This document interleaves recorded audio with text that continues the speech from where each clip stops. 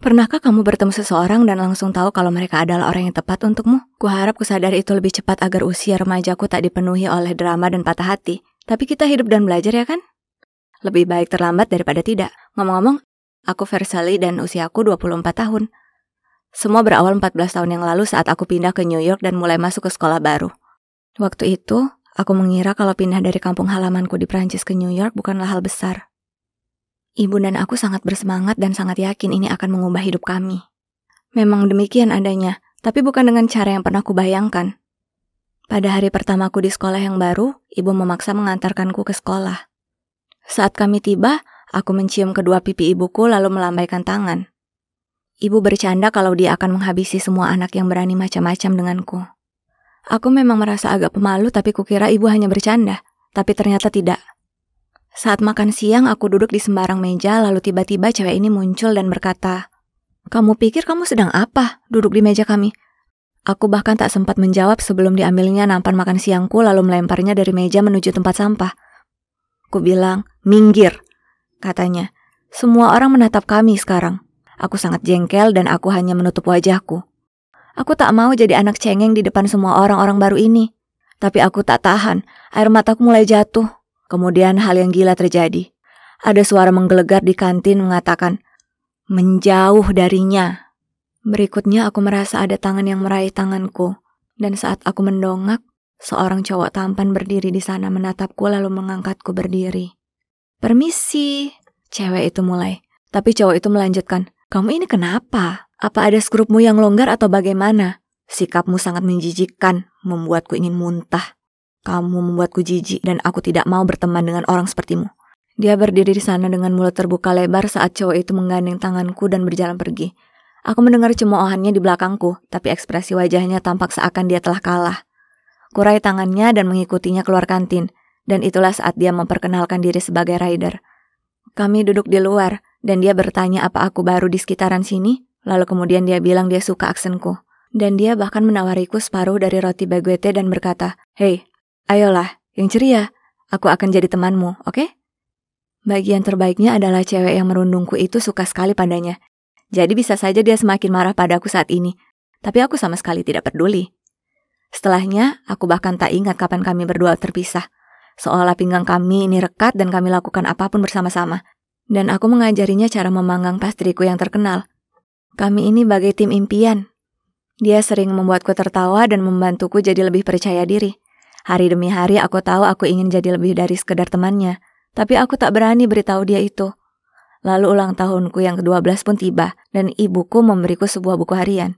Ibu menyuruhku menuliskan semua pemikiranku, dan bahkan siapa gebetanku, jadi aku bisa menjadikan itu kenangan di suatu hari nanti. Lalu ibu mengedipkan mata padaku dan beranjak pergi. Ibu ini ngomongin apa sih? Aku tak punya gebetan, ya kan? Oke, aku ini bercandain siapa sih? Aku sangat naksir pada Ryder. Setiap kali aku melihatnya, rasanya ada jutaan kupu-kupu di perutku. Dan aku bangun setiap hari dengan penuh semangat karena aku tahu aku akan bertemu dengannya. Lalu kemudian tiba saatnya diadakan dansa di sekolah kami dan teman-temanku menggodaku kalau aku sebaiknya pergi dengan Ryder. Aku terus memberitahu mereka kalau dia hanyalah temanku, tapi aku tak bisa membohongi mereka. Mereka bisa melihatku dengan jelas. Kemudian di hari itu, Ryder mengundangku ke rumahnya main video game dan saat kami bermain bersama, dia berkata, "Hei, kamu mau pergi dansa denganku?" Aku tak percaya ini. Jantungku berdebar di dada, tapi aku berusaha tetap tenang dan berkata, kukira boleh saja." Dan apa yang kalian tahu? Kami sangat bersenang-senang di tempat dansa itu. Aku yakin berada di langit ketujuh dan setelahnya keputusanku untuk membuat jurnal tentang hal itu di buku harianku. Aku tak akan pernah ingin melupakan malam itu. Jadi, kutuliskan halaman demi halaman tentang bagaimana Ryder membuatku bahagia dan betapa aku sangat mencintainya. Aku tak tahu kalau segalanya akan berubah. Beberapa hari kemudian Ryder datang ke rumahku dan segera aku melihatnya, tersungging senyum lebar di wajahku. Tapi dengan cepat senyuman itu pudar saat Ryder berkata ada hal yang ingin dikatakan padaku. Aku punya berita buruk. Aku dan keluargaku akan pindah ke London dalam bulan ini. Ini bercanda kan?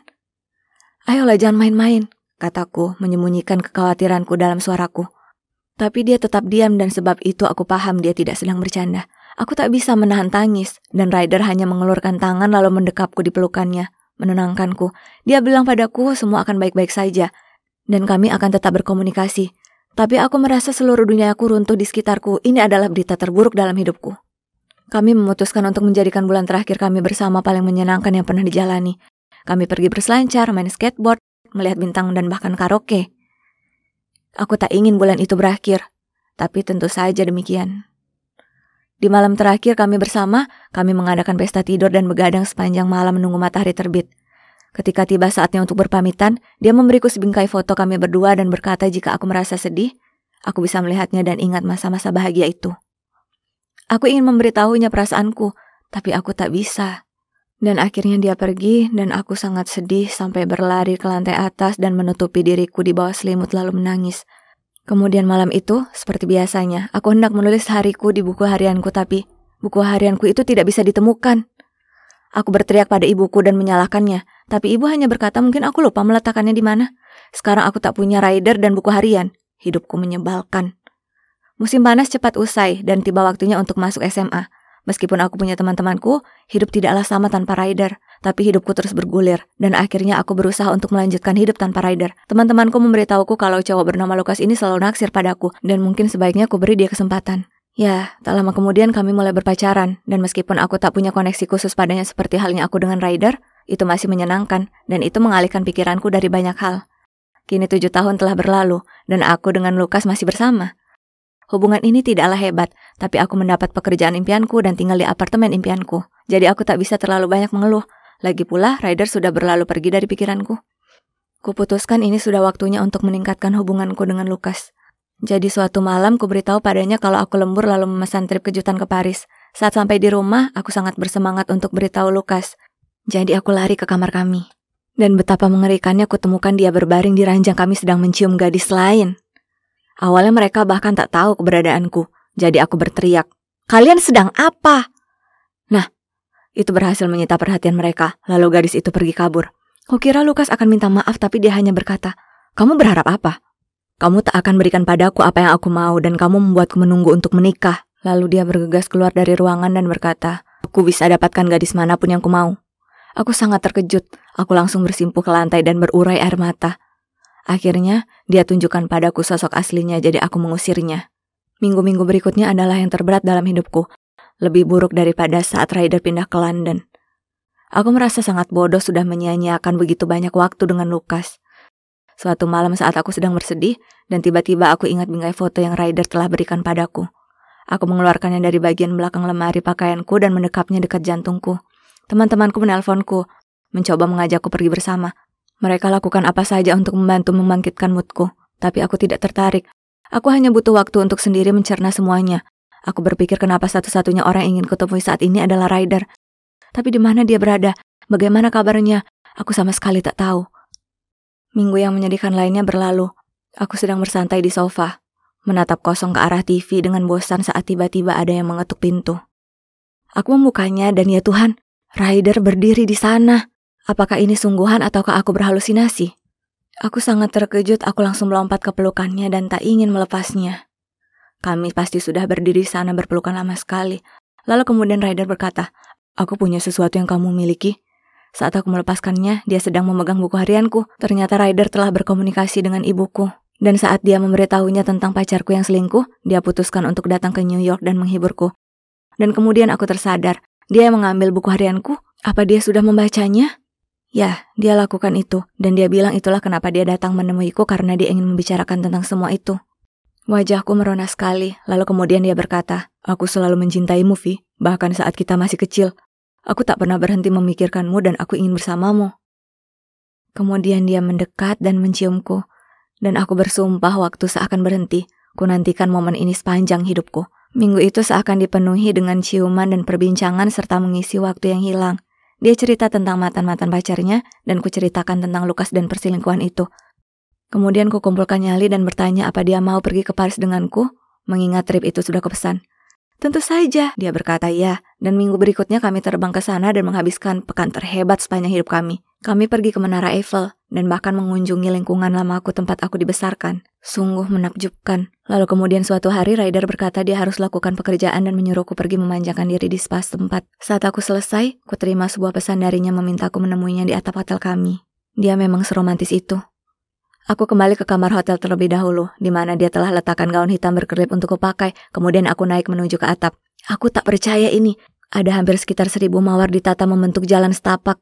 Dan di ujung jalan itu ada rider yang mengenakan setelan jas. Aku mencintaimu, Vi, dia mulai berkata. Sejak dulu, dan aku tak bisa bayangkan hidup tanpamu. Maukah kau menikah denganku? Aku terkesiap kaget dan meneriakkan ya dengan suara terkencang. Aku mencintainya semenjak aku kecil dan kini mimpiku untuk bersama selamanya akhirnya jadi nyata. Kurasa butuh beberapa waktu bagi kami hingga sampai di titik ini. Tapi bagian terbaik dari hidup biasanya layak untuk dinantikan. Benar kan? Nina, kenapa kamu hanya sepupuku dan bukan ibuku? Claudia mencuri pandang padaku dengan mata curiga. Aku tahu dari mana asal ini, karena topik pekan itu di TK adalah keluarga. Kata-kata Claudia yang polos membuatku resah dengan rasa bersalah. Apa aku ini orang yang jahat? Aku terus bertanya-tanya pada diriku setiap hari selama 4 tahun.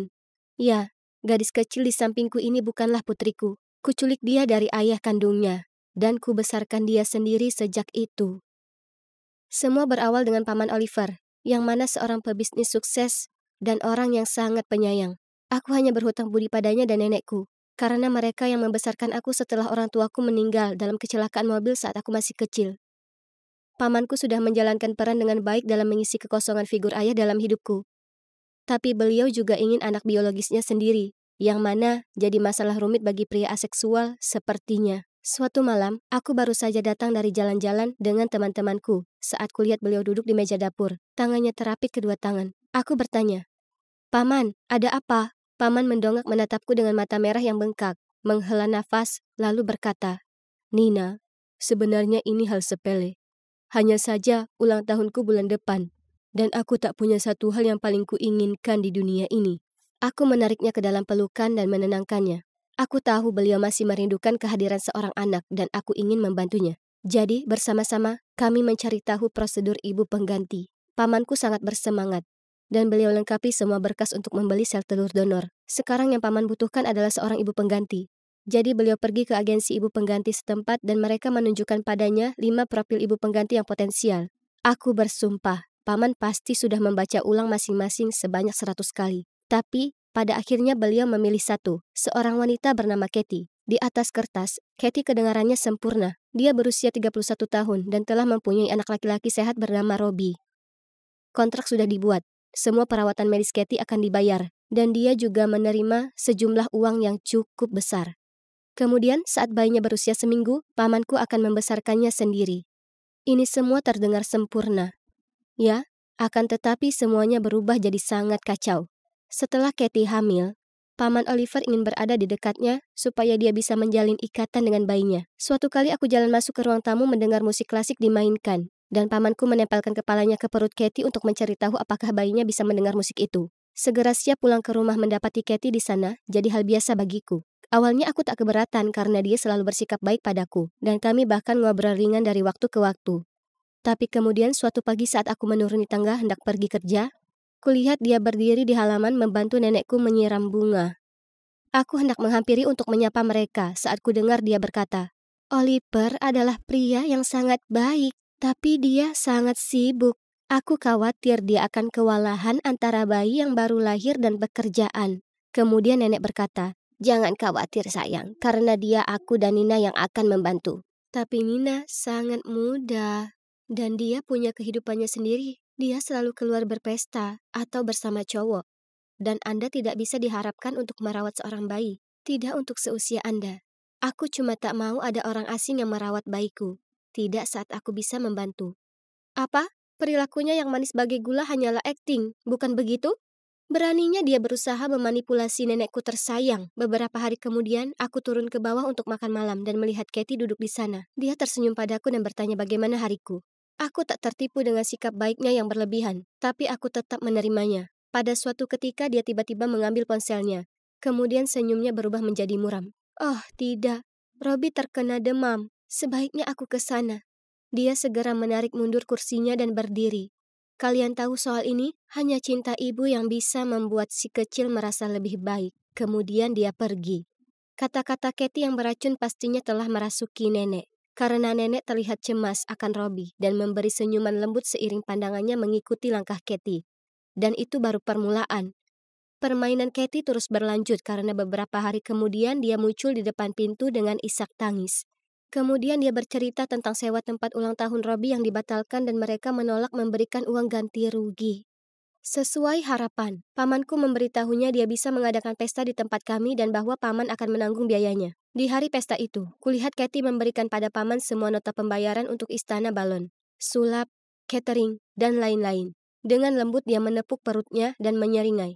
Kau akan jadi ayah yang hebat. Kau tahu, kita selalu bisa punya anak lagi setelah ini. Gratis tentu saja.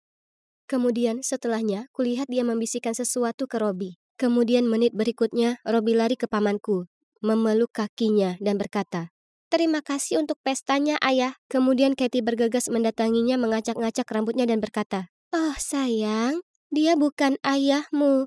Tapi pasti akan menyenangkan bukan jika semua tinggal di sini dengan bayi ini?"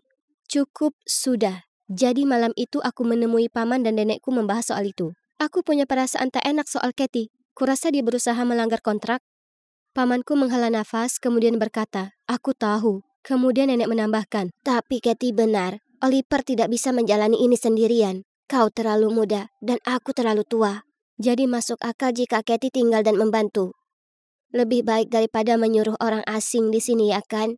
Aku bisa membantu." Aku meninggikan suaraku. "Lebih baik aku daripada dia. Aku tak percaya padanya." Nenek menggelengkan kepalanya. "Tapi dia ibunya. Dia yang mengandung bayi itu. Ikatan mereka tidak bisa dipungkiri. Aku tahu rasanya kehilangan orang yang aku cintai. Katie akan membuat bayi itu sedih. Aku yakin itu. Dia akan mementingkan dirinya sendiri." Wajahku memerah saat aku meninggikan suara. Pamanku tetap diam. Kemudian ia hanya menghela nafas dan berjalan keluar. Aku berlari mengejar dan menariknya. "Paman, paman membuat pilihan sejak awal. Kenapa mengubahnya sekarang?" Dia menjawab dengan pandangan terpaku ke lantai. "Nenekmu ada benarnya." "Apa?" Suaraku memekik. "Berhentilah membiarkan Katie si penyihir itu memanipulasimu." Paman menggelengkan kepalanya lalu berjalan pergi. "Ya Tuhanku, mereka dikontrol seperti boneka. Ini harus dihentikan." Jadi kuputuskan menemui Katie soal ini. Kesempatanku datang esok harinya. Dia membantu masak makan malam jadi aku berkata padanya, "Aku tahu apa yang kau rencanakan. Kau hanya ingin kehidupan yang mudah tanpa khawatir soal uang. Itulah kenapa kau memanipulasi mereka. Tapi kau tak bisa membohongiku." Dia berhenti mencacah wortel, lalu memandangku. "Apa benar begitu?" "Masalahnya Nina, aku selalu dapatkan apa yang aku mau." Dia menyeringai jahat, lalu menghujamkan pisau ke wortel itu dengan ganas sampai aku tersentak. Sudah dipastikan, Katie memang gila. Tapi aku tak punya bukti apapun. Jadi pada dasarnya sama sekali tidak ada yang bisa kulakukan soal itu. Seperti yang sudah ditebak, kegilaan itu terus berlanjut saat keesokan harinya. Aku ke kamar nenek dan melihatnya tampak bingung saat mencari-cari di laci samping tempat tidurnya. "Ah, lagi. Tidak bisa temukan pilku. Dan pil itu terus muncul di tempat-tempat aneh." Nenek terlihat sangat cemas bahwa ia kehilangan akal sehatnya. Kemudian saat kami semua makan malam, Katie menuju kulkas dan kejutan. Coba tebak apa yang dia temukan di sana. Ya, pil milik nenek. Jelas Katie sudah meletakkannya di sana. Kemudian dia berjalan menuju nenek, mengusap bahunya, dan dengan cemas berkata, "Seharusnya saya lebih memperhatikan Anda. Sebaiknya kita memeriksakan Anda ke dokter segera. Umur bisa begitu kejam terhadap pikiran, dan Anda tak mau jadi pelupa berada di dekat bayi." Setelah itu, nenek seperti betul-betul teryakinkan kalau ia terlalu tua untuk merawat seorang bayi. Bahkan setelah dokter mengatakan dia baik-baik saja. Terlebih lagi, nenek bersikeras kalau Katie harus pindah ke rumah untuk membantu. Dasar ular si Katie. Sebulan kemudian bayi itu lahir. Seorang anak perempuan. Pamanku menamainya Claudia, seperti ibuku. Kami semua menangis haru dan menyambutnya ke dalam keluarga kami. Harapan Katie tercapai, dan baik dia maupun Robbie pindah ke rumah kami. Suatu pagi aku turun ke bawah melihat Katie menggendong bayi itu. Di depannya adalah kontrak yang sudah dirobek. Ku bilang padanya untuk pergi. Dia tersenyum sinis dan berkata, "Kau memang gadis pintar, Nina, tapi kau bukan tandinganku. Aku tak akan kemana-mana. Ini adalah rumahku sekarang, jadi biasakanlah." Aku tahu tak ada gunanya memberitahu paman dan nenek soal ini. Aku tak bisa biarkan wanita ini menghancurkan keluargaku. Dia itu berbahaya. Dia bisa saja menyakiti siapapun pada akhirnya. Dia tak akan berhenti sampai dia dapatkan apa yang dia mau. Aku tak mungkin membiarkannya. Jadi, saat Katie sedang di kamar mandi, aku mengangkat Claudia. Dan sebelum dapat kucegah diriku sendiri, aku kabur dari rumah dan keluar dari kehidupan mereka. Aku pindah ke kota baru dan mendapatkan pekerjaan baru. Sebenarnya hanya untuk sementara, tapi kurasa aku terlalu egois dan takut untuk kembali. Aku selalu jujur pada Claudia tentang satu hal, bahwa aku adalah sepupunya, bukan ibunya. Jadi, saat Claudia mengucapkan kata-kata itu, "Nina, kenapa kau hanya sepupuku dan bukan ibuku?" Aku merasa sangat bersalah. Dia kehilangan hubungan dengan ayahnya karena aku. Ya, aku ingin keluargaku keluar dari jebakan Katie. Tapi apa yang kulakukan tak adil untuk pamanku. Sekarang aku tahu itu. Aku tak berhak mengambil putrinya jauh darinya selama 4 tahun. Aku merasa tak enak. Membayangkan penderitaan yang sudah pasti aku timbulkan kepadanya juga nenek. Rasa bersalah itu menggerogotiku dan aku tahu aku tak bisa menanggungnya lagi. Jadi aku menelpon seorang teman keluarga lamaku dan memintanya mendatangi pamanku. Kemudian di hari itu temanku kembali padaku dengan sebuah pesan dari paman. "Katie sudah pergi, dan dia tidak akan kembali lagi. Kau benar tentangnya. Tentu saja, dia hanya mengincar uangku. Setelah kau pergi, dia tampaknya tak peduli soal Claudia sama sekali, dan dia mengancam akan pergi ke kantor polisi dan melaporkanmu kecuali aku membayarnya. Tolong, kembali saja padaku dan nenek. Kami memang tak senang dengan apa yang kau perbuat, tapi kami tahu kau punya niat yang baik. Kami menyayangimu dan cuma ingin gadis-gadis kami kembali." Air mata mengalir membasahi wajahku. Mereka telah berbesar hati memaafkanku. Kabur bukanlah jawaban. Meski kulakukan itu dengan niatan yang baik, sudah waktunya berhenti berlari. Sudah waktunya untuk pulang. Jadi, kuamati gadis kecil yang sangat mengingatkanku akan pamanku ini. "Claudia," aku meraih tangannya. "Apa kau siap untuk pulang ke ayah?"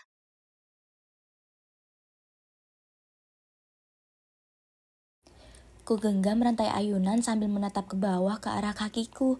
Seseorang berjalan mendekat. Itu adalah Lydia. "Ada apa?" tanyanya sembari duduk di atas ayunan di sampingku.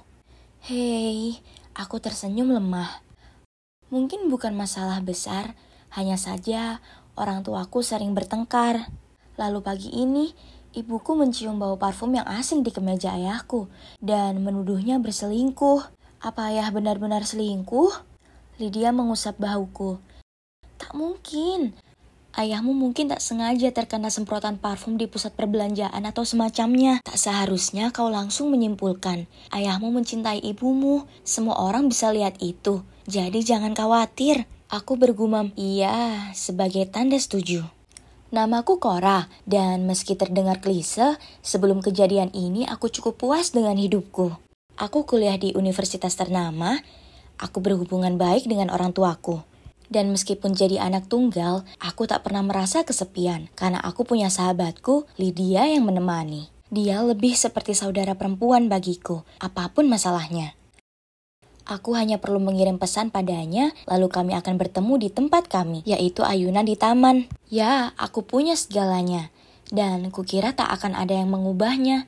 Ternyata aku salah. Jadi itu semua dimulai dengan ayahku. Dia bertingkah aneh. Dia sering melihat ponselnya lalu senyum-senyum sendiri. Dan kemudian ayah akan membawa ponselnya ke kamar mandi dan tak keluar lama sekali. Ini tak luput dari perhatian ibuku. Tapi saat ibu bertanya padanya soal itu, ayah hanya mengangkat bahu dan mengatakan dia ada masalah dengan pencernaannya.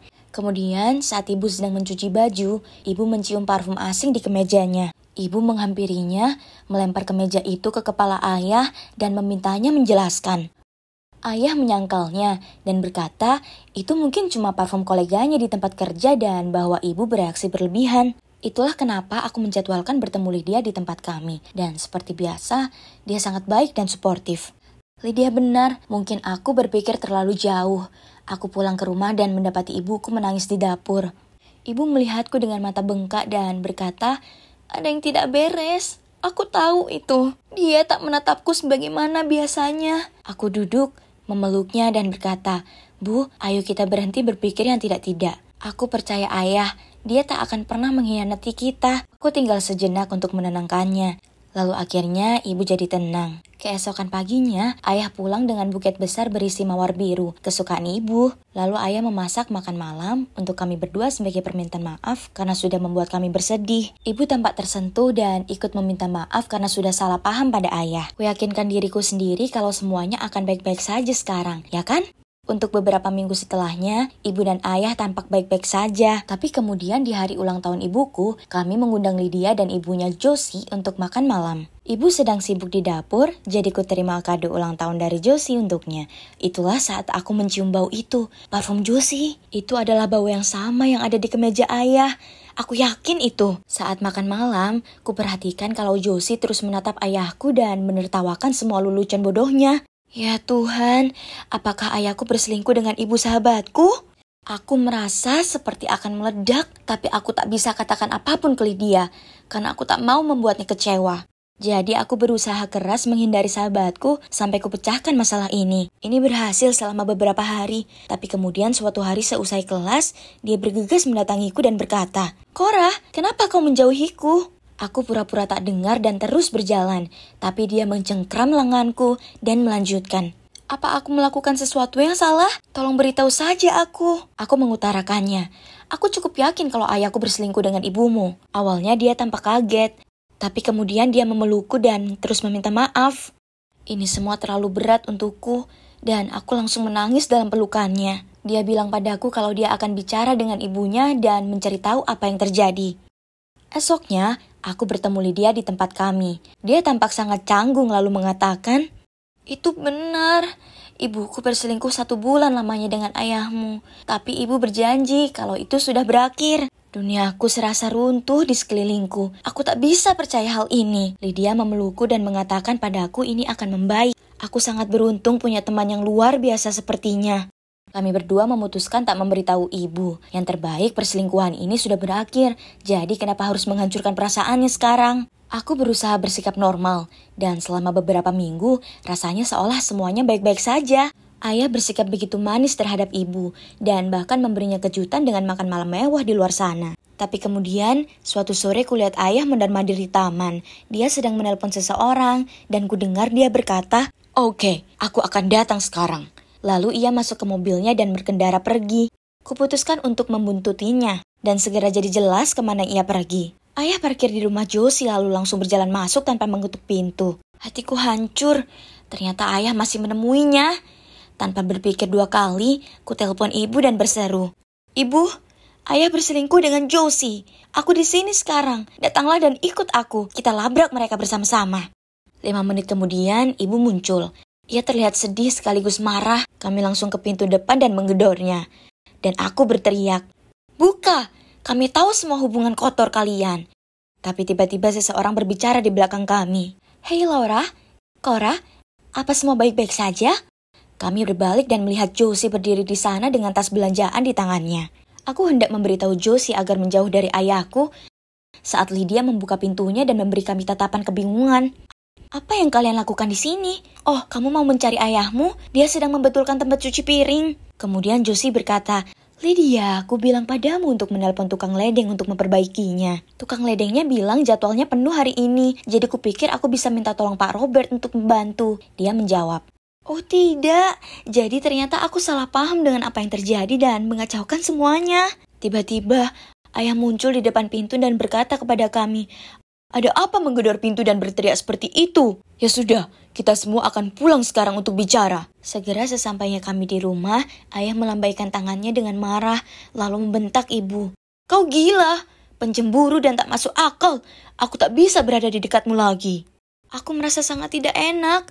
Ini semua salahku, bukan salah ibu. Jadi aku berusaha menjelaskan pada ayah, tapi ia hanya bilang padaku ini bukan urusanku dan terus memaki ibu. Awalnya, ibu hanya duduk di sana terdiam, tapi kemudian dengan lirih ia berkata, "Apa mengherankan kalau aku bertindak seperti itu? Maksudku, kau sudah berselingkuh dengan temanku. Ya sudah, jika kamu terus saja bersikap konyol begini, maka kita cerai saja." Kemudian, ayah berlalu pergi. Itu sungguh mengerikan. Sekarang, ibu sudah tak bisa dihibur, dan aku merasa tak enak hati untuk memberitahunya. Malam itu, aku mengirim pesan ke Lydia untuk bertemu, tapi dia hanya menelponku. Dia cerita padaku kalau dia telepon ayahku untuk bertanya nomor tukang ledeng, tapi ayah bilang kalau dia akan datang dan memperbaikinya. Lydia juga bilang kalau Josie dan ayah benar-benar sudah berakhir, kemudian dia menutup teleponnya. Ini agak janggal, tapi aku menduga Lydia merasa di posisi sulit karena terjebak di antara aku dan ibunya. Kurasa aku hanya perlu memberinya ruang sampai semuanya mereda. Setelah itu, ibu dan ayah hampir tak bicara satu sama lain. Sungguh menegangkan. Kemudian suatu hari ibu memutuskan untuk pindah ke kakek nenekku selama beberapa pekan karena ia butuh waktu untuk memikirkan semuanya. Aku tak menyalahkannya, tapi aku tak ingin tinggal di rumah sendiri dengan ayah, jadi aku pergi dan tinggal dengan teman kampusku. Suatu malam, aku pulang untuk mengambil beberapa baju bersih. Saat kulihat dengan mata kepalaku sendiri, ayahku sedang menciumnya di sofa. Aku tak percaya apa yang kulihat. Ayah benar-benar pendusta. Jadi aku berdeham untuk menjernihkan suaraku. Lalu berkata, "Oh, jadi ini belum berakhir ya?" Mereka berdua melihatku, dan saat itulah mataku bertatapan dengannya. Hanya saja itu bukan Josie. Tidak, itu adalah Lydia. Dia tergagap. "Cora, kenapa kau ada di sini?" "Apa? Lydia? Jadi ayahku selama ini berselingkuh dengan Lydia? Bisa-bisanya cewek yang selalu ada untukku melewati masa-masa putus di SMA, nilai rapot yang buruk dan rasa sakit yang bertambah. Tega lakukan ini padaku." Kemudian ayah merangkulnya dan memberitahuku semuanya, bahwa ia tak pernah selingkuh dengan Josie. Selama ini ternyata adalah Lydia dan mereka saling mencintai dan ingin menikah. Itu semua terlalu berlebihan untukku, jadi aku kabur keluar dari sana. Lydia berlari mengejarku dan memanggil namaku. Kemudian saat dia sampai padaku, dia meraih lenganku. "Cora, tunggu. Aku ingin menjelaskan. Ayahmu dan aku menyelanya. Kenapa berbohong? Kenapa mengatakan bahwa itu ibumu?" "Aku minta maaf. Aku hanya belum siap semua orang tahu saat itu. Jadi kusemprotkan parfumku di baju ibu dan mengarang cerita kalau ibu mengakui selingkuh dengannya. Dan untuk masalah tempat cuci piring itu, sebenarnya kurencanakan itu karena aku tahu kau akan membuntuti ayahmu dan menelpon ibumu. Aku merasa tak enak, tapi ibumu perlu tahu, ayahmu tak mencintainya, dia mencintaiku." Aku menyentakkan tanganku menjauh dan berteriak, "Dasar kau pembohong! Kau tak layak jadi temanku dan kau tak bisa miliki ayahku.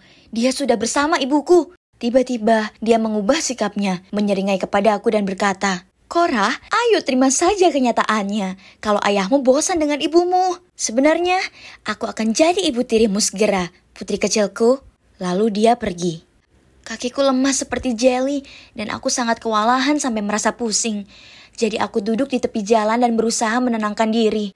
Kemudian aku telepon ibu dan menceritakan semuanya kepadanya. Ibu terus menangis, tapi ia berterima kasih padaku karena memberitahukan kebenarannya. Setelah itu, ibu pulang ke rumah dan memberitahu ayah ia ingin bercerai, dan ia menuntut ayah keluar dari rumah. Ini terjadi 6 bulan lalu. Rasanya berat, tapi ibu dan aku berhasil melaluinya. Aku tak bicara pada ayah dan Lydia sejak itu, meskipun ku dengar mereka kini tinggal bersama. Aku tahu aku tak bisa menghindari mereka selamanya, tapi aku tak tahu apakah nanti aku bisa memaafkan mereka. Untuk saat ini, aku berusaha tegar untuk ibu dan membantunya melewati ini. Mungkin suatu hari nanti di masa datang, jika mereka menghubungiku, aku akan siap bertemu mereka dan mungkin pada akhirnya bisa menerima mereka kembali masuk ke kehidupanku. Oke sayang, bilang apa mereka bener lagi suap-suapan? Serius? Bagaimana aku bisa konsen pada film kalau mereka melakukan itu? Menjijikan. Kesal, aku berdiri menuangkan ember berisi popcorn ke kepala mereka, lalu beranjak pergi. Jangan panik, aku bukan orang gila. Mereka bukan pasangan asing. Bukan, aku kenal mereka. Ceweknya, si Shelly, dia itu sahabatku. Selama yang bisa ku ingat, hanya ada aku dan dia. Sepasang sahabat melawan dunia. Tapi kemudian suatu hari, ada cowok ini, Leon, muncul entah dari mana dan boom, mereka mulai pacaran. Kalian tahu bagian terburuknya? Si Leon ini 2 tahun lebih muda dariku. Dia itu sangat kekanakan, serius. Tiap kali aku merencanakan sesuatu dengan Shelly, dia ikutan juga. Tiba-tiba ponselku bunyi. Itu Shelly. Aku memutar mata saat menjawabnya. Tahu dia bakalan marah besar. "Peter, bisa-bisanya aku terus temukan popcorn di rambutku. Itu menjijikan, kau kekanak-kanakan sekali." Ya, terserahlah. Dia itu yang menjadikanku obat nyamuk pada jadwal nonton bareng kami. Kututup teleponnya, aku sudah selesai bicara padanya. Itulah saat kulihat artikel berita muncul di ponselku. Ada peringatan cuaca tentang badai magnetik aneh. Disarankan semua orang tetap berada di rumah dan mematikan semua perangkat teknologinya. Ya, itu tak masalah untukku. Lagi pula aku tak ingin pergi lagi. Jadi aku pulang dan langsung tidur. Keesokan paginya aku bangun dan, kenapa ayah duduk di ujung ranjangku? Ku gosok mataku dan bertanya padanya, ada apa? Dia tampak melamun tapi kemudian meletakkan tangannya di pundakku dan berkata, tak apa nak, jika kamu merasa ingin curhat, aku ada di sini untukmu. Aku paham. Kemudian beliau meninggalkan kamarku. Hah? Apa maksud semua itu? Aku turun untuk sarapan, saat itulah ku dengar nenek berkata, akan kubuktikan pada kalian kalau dia bukan. Kemudian ku dengar ayah berkata, ibu, itu bukanlah masalah besar. Lagi pula, meskipun itu benar, dia masih tetap Peter kita. Tapi saat aku jalan ke dapur, mereka semua terdiam dan melongo menatapku. Aku berkata, hei semua, ngomongin apa? Kemudian ibu menjawab sambil memberikan padaku sepiring pancake. Bukan apa-apa nak. Bahkan adik perempuanku Lina juga bertingkah aneh. Dia memberiku senyuman aneh lalu menggelengkan kepalanya. Oke, ini janggal. Tapi kuabaikan saja hal itu dan makan sarapanku. Setelahnya, ibu memintaku untuk membantunya di taman bebatuan. Ya, tentu. Maksudku, toh aku tak ada hal lain yang lebih menarik untuk dilakukan. Sekarang, biar ku beritahu pada kalian. Bebatuan itu sangat lebih berat daripada kelihatannya. Saat aku susah payah mengangkat sebuah batu, aku terengah-engah mengatakan pada ibuku, ibu mau ini diletakkan di mana? Ini sangat berat. Apa bisa ibu memanggil ayah untuk membantu? Menggelengkan kepalanya, ibu berkata, tidak. Kau bisa melakukannya, kau bukan anak laki-laki lemah. Kemudian ibu lanjut mengarahkanku untuk membawa tumpukan bebatuan ke seluruh taman. Aku lanjut sampai akhirnya lenganku lembek seperti jeli dan tak sanggup lagi. Kukatakan pada ibu, aku perlu istirahat dan mulai menuju ke dalam rumah. Ibu berteriak memanggilku. Tidak, kau bisa melakukan ini sendiri. Kau ini anak laki-laki yang kuat. Aku tak paham, kenapa ibu tak bisa lihat kalau aku kelelahan. Saat itulah kulihat Shelly mengintipku dari balik pagar. Dia tersenyum lalu melambai padaku. Tunggu dulu, bukannya dia masih ngambek padaku. Jadi apa yang berubah? Terserahlah, aku perlu kabur dari ibu. Jadi kudatangi dia. Dia meminta maaf karena kemarin. Lalu bertanya padaku apa aku mau ikut pergi belanja. Aku setuju. Apapun yang bisa membuatku tak perlu mengangkuti bebatuan lagi. Saat aku berjalan menuju mobil Shelly, kulihat tetanggaku berdiri di luar rumahnya. Aku tersenyum padanya, tapi dia menatapku dengan aneh. Lalu mulai terkekeh. Aku langsung menatap ke bawah, ke celanaku. Tidak, aku tak lupa menutup resletingku. Jadi kenapa dia menertawaiku? Aku memikirkan betapa semua orang bersikap sangat aneh. Sembari masuk ke dalam mobil, kemudian aku berpikir keras. Mungkin ini karena badai itu. Semua orang jadi tak waras. Kemudian ku beritahu Shelly semua hal gila yang sedang terjadi. Dia mengangguk dan berkata, ya, itu pasti karena badai itu. Ya kan? Itu masuk akal, karena aku sudah membaca tentang badai magnetik dan bagaimana itu bisa mempengaruhi suasana hati orang dan lainnya. Di mall, kami masuk ke sebuah toko dan aku membantunya memilih beberapa pakaian untuk dicoba. Ku ambil sebuah gaun ungu dan ku katakan padanya warnanya indah saat tiba-tiba nenek muncul entah dari mana dan berkata, tidak, kau tak suka itu, ikut aku, akan kubelikan kalian beberapa baju baru. Kemudian sebelum aku bisa mencerna apa yang sedang terjadi, nenek menarikku keluar dari toko itu. Aku sangat bingung. Nenek, kenapa ada di sini? Apa nenek membuntutiku? Beliau tersenyum padaku dan menjawab, Peter, sayang, jangan menyalahkan aku karena menginginkan yang terbaik untukmu. Hah? Ini aneh sekali. Tapi baiklah, aku akan dapat baju baru. Jadi aku tak perlu mempertanyakan soal ini lebih lanjut. Kami akhirnya berada di sebuah toko antik dan rasanya seolah aku masuk ke lingkaran waktu. Semua barang di sana dari tahun 80-an atau bahkan lebih tua lagi. Nenek mulai mengambil barang-barang dari gantungan dan mengatakan sesuatu seperti, oh, aku suka yang ini. Dan kau akan terlihat tampan memakai ini. Ini bukan gayaku. Tapi nenek terlihat sangat gembira dan aku tak ingin menyakiti hatinya. Jadi ya, aku akhirnya mencoba pakaian-pakaian itu. Aku terlihat konyol. Nenek kelihatannya senang. Beliau terkesiap bertepuk tangan dan berseru, ya ampun, kau ini anak laki-laki yang sangat tampan. Sementara Shelly berusaha keras menahan untuk tidak tertawa. Setelah itu, kami semua pulang ke rumah. Dan ya, kupakai pakaian konyol itu. Semua orang menunjuk dan menertawaiku. Tapi nenek tampaknya tak sadar akan hal ini. Beliau hanya tersenyum dan berkata, semua cewek-cewek akan naksir padamu sekarang. Yang benar aja. Aku ragu soal itu. Kemudian aku berada di kamarku mengurusi urusanku sendiri. Saat ponselku berbunyi. Hei, aku kuliah di kampus yang sama denganmu. Kulihat kamu kemarin dan aku suka gayamu. Apa kamu mau nongkrong bareng kapan-kapan? Lily, X. Hah? Apa ini ide lelucon seseorang? Aku tak kenal nomor ini, tidak juga cewek bernama Lily ini. Ada apa ini? Badai magnetik sudah membuat semua orang sinting, dan aku sepertinya satu-satunya orang waras yang tersisa. Aku langsung mengirim pesan balasan bahwa aku tak tertarik, tapi ya ampun, cewek ini keras kepala dan tak mau berhenti mengirim pesan padaku.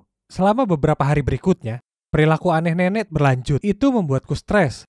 Beliau terus menatap aneh ke arahku dan menggumamkan sesuatu ke ibu tentangku. Tapi kemudian suatu kali, beliau sungguhan mengikutiku saat aku menuju sebuah toko dan bertanya padaku, kenapa aku tak pakai pakaian yang sudah dibelikannya untukku. Saat kukatakan padanya, pakaian itu sedang dicuci. Nenek kelihatannya kecewa, menggelengkan kepalanya dan bergumam sesuatu soal bagaimana aku takkan temukan gadis muda yang baik dengan pakaian yang berantakan ini. Ku coba mengirim pesan ke Shelly soal ini, tapi kalian bisa tebak, dia terlalu sibuk dengan Leon untuk bicara denganku. Jadi, dalam kesendirianku, aku berpaling ke Lily. Dia sangat baik dan mengatakan bahwa nenek mungkin sedang mengalami krisis lanjut usia. Karena hal yang sama terjadi pada neneknya, dan sebaiknya kami bertemu di taman dan diskusikan ini. Aku setuju menemuinya, dan saat aku menunggunya, muncul cowok dengan wajah artis yang berjalan mendekat. Awalnya kukira dia akan bertanya arah jalan padaku, atau apa, tapi kemudian dia berkata dengan suara menggoda, "Hei, kau tepat waktu." Kemudian sebelum aku bisa berkata apapun, dia melanjutkannya. "Ini aku, Lily." Apa yang terjadi? Ini gila, kutanya padanya. Oke, jadi lelucon apa yang kau mainkan? Dia tampak bingung, kemudian menggelengkan kepalanya dan berkata, aku hanya ingin nongkrong denganmu. Lalu dia mendekat dan bersandar di bahuku. Kudorong dia menjauh dan mundur. Oh, tidak, aku bukan gay. Dia merengut padaku kemudian bertirak. Apa? Kamu memang gay, semua orang tahu itu. Aku berdiri di sana merasa kebingungan saat siapa yang mestinya muncul kalau bukan adikku, Lina. Kutanya dia, apa yang sedang kau lakukan di sini? Dengan seringai nakal khas kucing cashier di wajahnya, dia berkata, hanya mengetes apa kau betulan gay atau bukan, dan aku sudah punya jawabannya. Kau bukan gay. Sekarang aku harus beritahu ibu dan nenek. Lalu dia mengeluarkan ponselnya, kurai tangannya dan berkata, tunggu dulu. Apa? Gay? Siapa yang bilang begitu? Ada apa ini? Maksudku rumor itu. Beberapa hari lalu tetangga memberitahu ibu kalau kau adalah gay. Ayah tak masalah soal itu. Tapi ibu dan nenek tak menerimanya dengan baik. Pokoknya, kukatakan ke mereka akan kucari tahu pastinya. Awalnya kukira kau memang gay, karena kau tak tertarik dengan Lily hingga akhirnya saat ini. Dia melihat cowok tadi. Temanku Robby memastikan kau bukan gay. Oke, ini gila. Tapi dari mana rumor ini berasal? Aku bertanya pada adikku dan dia menjawab, oh, mereka mendengarnya dari Leon. Leon? Mencurigakan. Jadi aku menuju tempat Shelly untuk dapatkan jawaban. Segera setelah dia membuka pintu, aku menaikkan alisku dan bertanya padanya. Jadi, Shelly, semua orang mengira aku gay dan rupanya itu dikarenakan sesuatu yang dikatakan Leon. Apa kau kebetulan tahu soal ini? Dia memerah. Peter, aku minta maaf. Leon sangat cemburu padamu sampai akhirnya kukatakan padanya kamu ini gay. Hanya supaya dia tenang kalau kita pergi bareng. Aku menggertakkan gigi karena marah lalu berteriak. Aku tak percaya kau hancurkan persahabatan kita demi cowok itu. Jadi kau lebih memilih menyebarkan rumor keliru tentangku daripada menaruh akal sehat ke kepala pacarmu itu. Kau ini egois sekali. Ya sudah kalau begitu. Hiduplah bahagia selamanya dengannya seperti keinginanmu. Aku akan menyingkir darimu. Kemudian bergegas pergi. Kemudian, dia berusaha menelponku tapi kumatikan saja ponselku. Keesokan paginya, aku bangun dan memeriksa sosial media aku dan melihat notifikasi dari Shelly muncul di atas. Dia menuliskan postingan panjang memberitahu semua orang kebenarannya dan meminta maaf padaku. Bingung, aku turun ke bawah untuk sarapan sementara mempertimbangkan apa sebaiknya aku memaafkannya. Kemudian kulihat ada Shelly duduk di ruang tamu. Ibu mengatakan Shelly datang sejak pagi untuk meminta maaf padaku dan keluargaku. Ayolah sayang, dia tahu kalau yang dia lakukan salah. Ibu berbisik padaku sebelum meninggalkan kami berdua sendiri. Shelly langsung menghampiriku. Peter, aku minta maaf sudah bersikap menyebalkan. Kau adalah sahabatku, dan Leon harus memilih menerimanya atau tidak. Aku bisa cari pacar lain, tapi aku tak akan mau kehilangan teman sepertimu. Dia merentangkan tangannya. Aku ragu, tapi kemudian akhirnya kami berpelukan. Jadi, Shelly dan aku bersahabat lagi. Keluargaku, ya mereka kembali ke level normal kegilaan mereka. Ya memang tak keren si Shelly memulai rumor tentangku. Tapi memangnya kenapa kalau ternyata aku ini gay? Sudah kukatakan pada nenek dan ibu tentang ini. Kurasa mereka berdua hanya kolot dan butuh waktu lebih lama untuk menyadari kalau tak jadi masalah aku suka cewek atau cowok. Karena bagaimanapun, aku masih tetap aku, Peter mereka yang seperti biasanya. Dan pada akhirnya, ya, aku ini cowok yang mengira kalau badai magnetik mengubah semua orang jadi gila. Satu hal yang pasti, Shelly tak akan membuatku lupa soal ini. Jadi datanya harus dikumpulkan paling lambat hari Jumat agar kita bisa... Aku menundukkan kepalaku dan memasukkan pretzel ke dalam mulutku. Dani, kamu makan? Bosku balas menatap ke arahku. Aku menyeka mulutku ke punggung tanganku dan dengan pipi penuh makanan teredam. Tidak, tentu saja tidak. Ternyata di tengah rasa penasaranku untuk memakan pretzel yang enak, asin, dan renyah, saat rapat kerja, aku lupa mematikan mikrofon. Ups. Hei, jadi aku Dani, dan aku jatuh cinta dengan makanan. Kalian tanya kenapa? Ya, makanan satu-satunya hal yang selalu ada untukku. Di saat senang dan sedih, makanan tidak pernah mengecewakanku. Yang diperlukan hanyalah hamburger dengan keju ekstra dan kue keju karamel asin dan aku jadi cewek yang paling bahagia. Wah, aku mengeluarkan air liur hanya dengan memikirkannya. Tapi kemudian kecintaanku pada makanan hampir membuatku kehilangan segalanya. Beginilah ceritanya. Jadi setelah insiden pretzel, bosku memecatku. Langsung, aku tahu. Hal ini membuatku tak punya pekerjaan dan akibatnya tak punya uang untuk membeli jajan yang enak. Sungguh menyedihkan. Suatu malam aku sedang bersantai di sofa, sambil menonton film dan melamun tentang makan triple coklat sundae. Lalu Jack, pacarku, duduk di sebelahku dengan semangkuk besar permen dan mulai bercerita tentang pesta ulang tahun rekan kerjanya. Permen.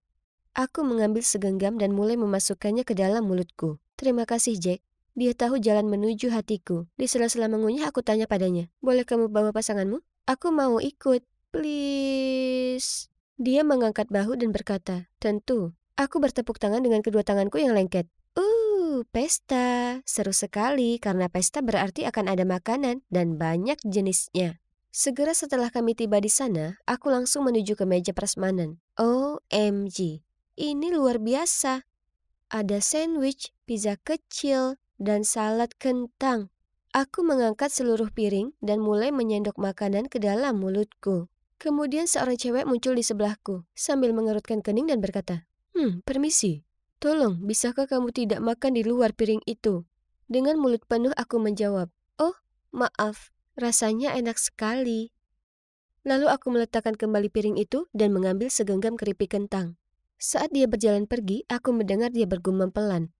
Rakus sekali. Akhirnya Jack meraih lenganku dan membawaku keluar dari sana. Dia merajuk dan hampir tak bisa menatap mataku, jadi aku bertanya padanya ada apa. Ada apa? Dia mendengus. Apa kamu perlu bertanya? Kamu duduk-duduk sepanjang hari sambil memakan segala sesuatu yang ada di lemari. Lalu saat aku mengajakmu ke pesta teman kerjaku, yang kamu lakukan cuma makan. Itu sangat memalukan. Ini membuatku kesal. Kurasa mungkin aku bisa lebih mengendalikan diri saat makan makanan pesta. Dan aku kira aku perlu cari kerja. Selain itu, punya uang berarti aku dapat membeli jajanan yang lebih enak. Dan aku tidak perlu terus-terusan mengkonsumsi makanan Jack. Jadi aku bekerja part-time di bioskop lokal, di counter popcorn. Bau popcorn yang manis dan mentega itu, aku sangat menyukainya. Aku tidak dapat menahannya. Benda itu ada di sana menatapku dengan segala kelengketan emasnya yang hangat. Jadi di sela-sela melayani pelanggan, aku diam-diam memasukkan beberapa ke dalam mulutku.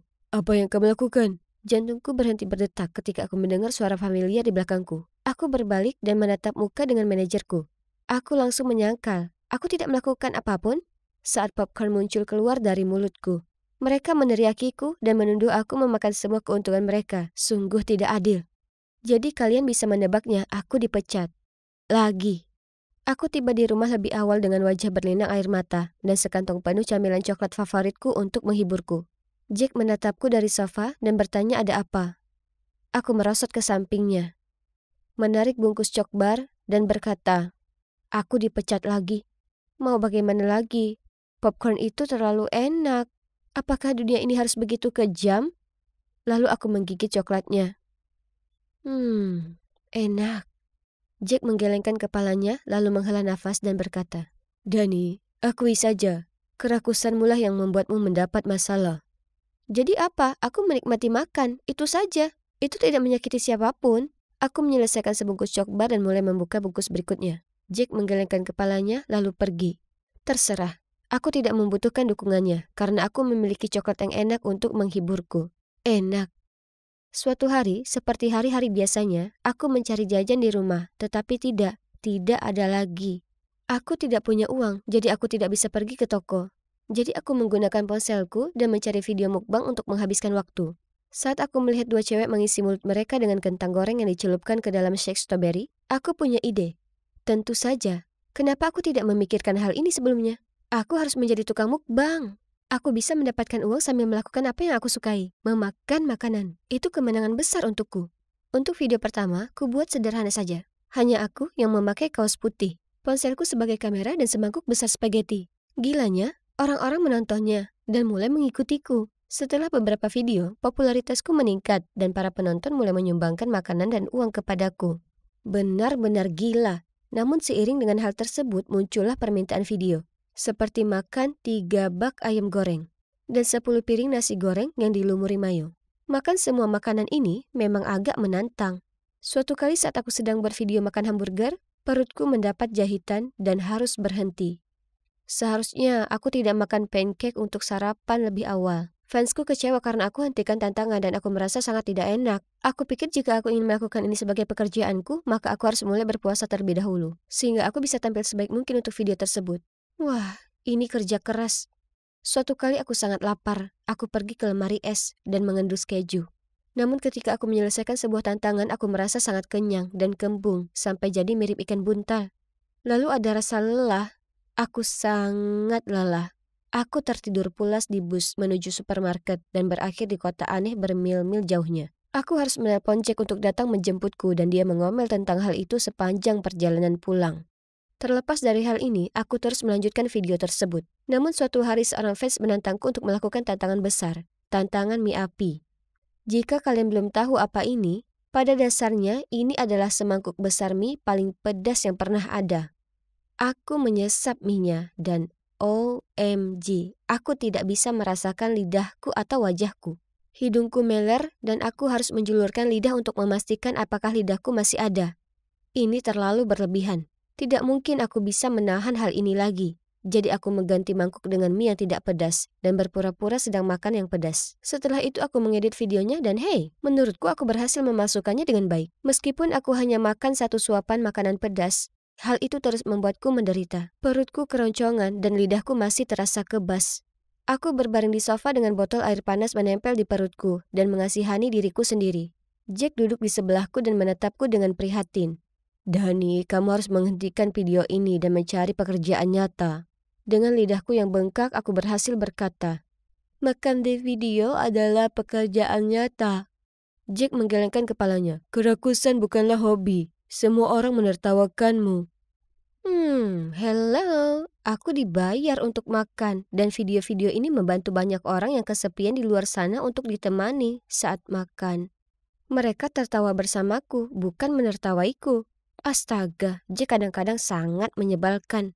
Saat tantangan mie pedas dan tantangan makan serangga yang aneh, aku menggunakan cacing jeli yang dilapisi coklat dan bukan yang asli. Berpura-pura menjadi hal yang biasa bagiku. Tidak lama setelahnya artikel-artikel mulai beredar mengatakan aku tukang makan palsu. Postingan seperti, dia selalu berpura-pura dan pantas saja dia masih sehat, muncul di mana-mana. Setelah itu aku tidak punya pilihan selain makan secara live streaming. Banyak fansku yang mendorong hal ini, tapi ini adalah kerja keras. Tidak butuh waktu lama hingga berat badanku bertambah, dan dalam sebulan aku sudah menambah 2 ukuran baju, dan aku merasa sangat lemas. Suatu pagi ketika Jack melihatku mencari sesuatu di lemari pakaianku, apa saja untuk dipakai yang cocok untukku, dia menyarankan agar kami pergi jogging. Aku menetap jeans favoritku yang sekarang tidak bisa melewati pahaku dan setuju untuk pergi jogging. Aku sudah sampai di ujung blok dan wah, panas sekali dan aku tidak bisa bernafas. Aku sedang berjongkok sambil memegangi pagar untuk menopang ketika seorang wanita hamil lewat. Kamu sungguh inspirasi, berlari di usiamu dan setelah melahirkan. Bahkan tanpa yang satu ini, dia memegangi perutnya. Aku tak akan mampu mengatasinya. Apa? Apa dia mengira aku baru saja punya bayi dan aku sudah tua? Oh, bagus. Dan sekarang Jack pun tertawa terbahak-bahak. Aku merasa sedih.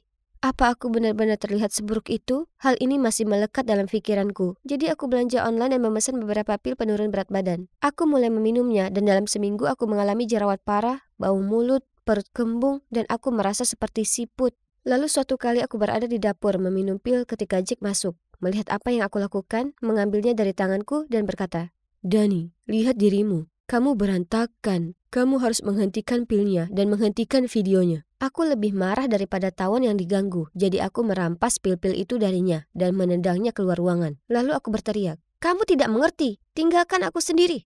Jack tidak banyak bicara padaku setelah itu, dan aku melanjutkan aktivitas mukbangku. Tidak butuh waktu lama aku mencapai 100.000 subscriber. Untuk merayakannya aku live streaming. Dengan meja penuh dengan makanan favoritku, ayam goreng, pizza, donat, dan seterusnya. Aku sedang menjejali wajahku ketika aku merasa panas dan lengket dan ruangan mulai berputar. Aku berkata, aku merasa tidak enak badan. Lalu aku pingsan di tengah live streaming. Aku terbangun beberapa jam kemudian di rumah sakit dengan infus di lenganku. Dan seorang dokter berwajah serius menatapku. Mereka memberitahuku kolesterolku tinggi, dan jika terus seperti ini, aku akan menderita diabetes dan pendarahan perut. Ya, begitulah. Aku menangis dan bersumpah bahwa aku akan membuat beberapa perubahan besar. Aku suka makan, itu tidak akan pernah berubah. Tetapi aku tidak bisa membuat video mukbang lagi. Sekarang, aku masih menikmati makanan, tetapi tidak lagi makan berlebihan. Oh, aku juga punya pekerjaan baru, bekerja di sebuah restoran. Dan hebatnya, aku berhasil menahan diri untuk tidak memakan semua makanan yang kelihatan lezat itu. Aku sedang dalam perjalanan menjadi versi diriku yang lucu dan percaya diri lagi. Dan mulai sekarang, jika aku senang, sedih, atau apapun, aku akan membicarakannya dengan Jack, alih-alih beralih ke makanan. Aku akan selalu menyukai makanan, tetapi aku rasa pada akhirnya aku menyadari bahwa aku mencintai kesehatanku. Dan juga Jack. Shh, jangan katakan itu padanya, itu akan membuatnya marah. Hei kamu, berhenti berdiri di sana dan bersihkan lokerku. Kamu ditakdirkan menjadi pembantu, sama seperti ibumu. Tiba-tiba, sekelompok anak tertawa, dan aku terdiam. Aku menoleh ke belakang, bertanya-tanya bagaimana mereka mengetahui rahasiaku. Tapi kemudian aku sadar mereka sedang mengejek cewek lain. Phew, sungguh melegakan. Sekolah baru ini tampak intens, dan ketika aku masuk ke dalam kelas, 3 teman sekelas baruku tidak berhenti menatapku, tetapi aku mengabaikan mereka. Namun saat makan siang, salah satu dari mereka mendatangiku dan berkata, "Sepertinya keluargamu sangat kaya, ya kan?" Aku tidak tahu harus berkata apa, jadi aku hanya menjawab dengan, tidak, mereka biasa saja." "Kenapa?" Dia meninggikan suaranya. "Beraninya kamu mencoba duduk di sini? Ini meja kami, pindah!" Aku langsung bangkit dan berlari menuju kursi kosong di meja sudut. Saat itulah seorang anak memberitahuku bahwa ketiga anak kaya itu adalah Brent, Sophia, dan Jasmine. Dia bilang cara terbaik menghindari masalah adalah menghindari mereka dengan cara apapun. Karena orang tua mereka pada dasarnya mendanai seluruh sekolah, sehingga semua orang harus menghormati mereka. Tapi aku tak bisa menghindarinya. Karena keesokan harinya, Sophia berlari ke arahku dan berkata, "Kenapa kamu merahasiakan keluargamu? Ayo, ceritakan." Aku panik. Kenapa dia tiba-tiba menanyakan hal itu padaku? Tapi kemudian Jasmine muncul dan berkata, "Hei, tas yang kamu pakai kemarin sudah terjual habis. Bagaimana kamu bisa mendapatkannya?" Oh, benar. Mereka mungkin membicarakan postingan Instaku kemarin. Jadi aku berkata, "Oh, ayahku membelikannya untukku di Paris." Mata Sophia melebar dan berkata, "OMG, keren sekali. Kenapa kamu tidak memakainya hari ini?" Sial, mereka akan menangkap basah. Aku harus berpikir cepat. Orang tuaku tidak ingin aku pamer, jadi mereka bilang aku tidak boleh membawanya ke sekolah. Sophia dan Jasmine tertawa terbahak-bahak dan mengatakan keluargaku terdengar keren, tapi aneh. Andai saja mereka tahu yang sebenarnya. Tas itu bahkan bukan punyaku. Itu hanya dari pekerjaan modeling yang aku lakukan untuk mendapatkan uang saku tambahan. Faktanya, orang tuaku sangat miskin. Ibuku bekerja sebagai pembantu dan ayahku adalah seorang satpam.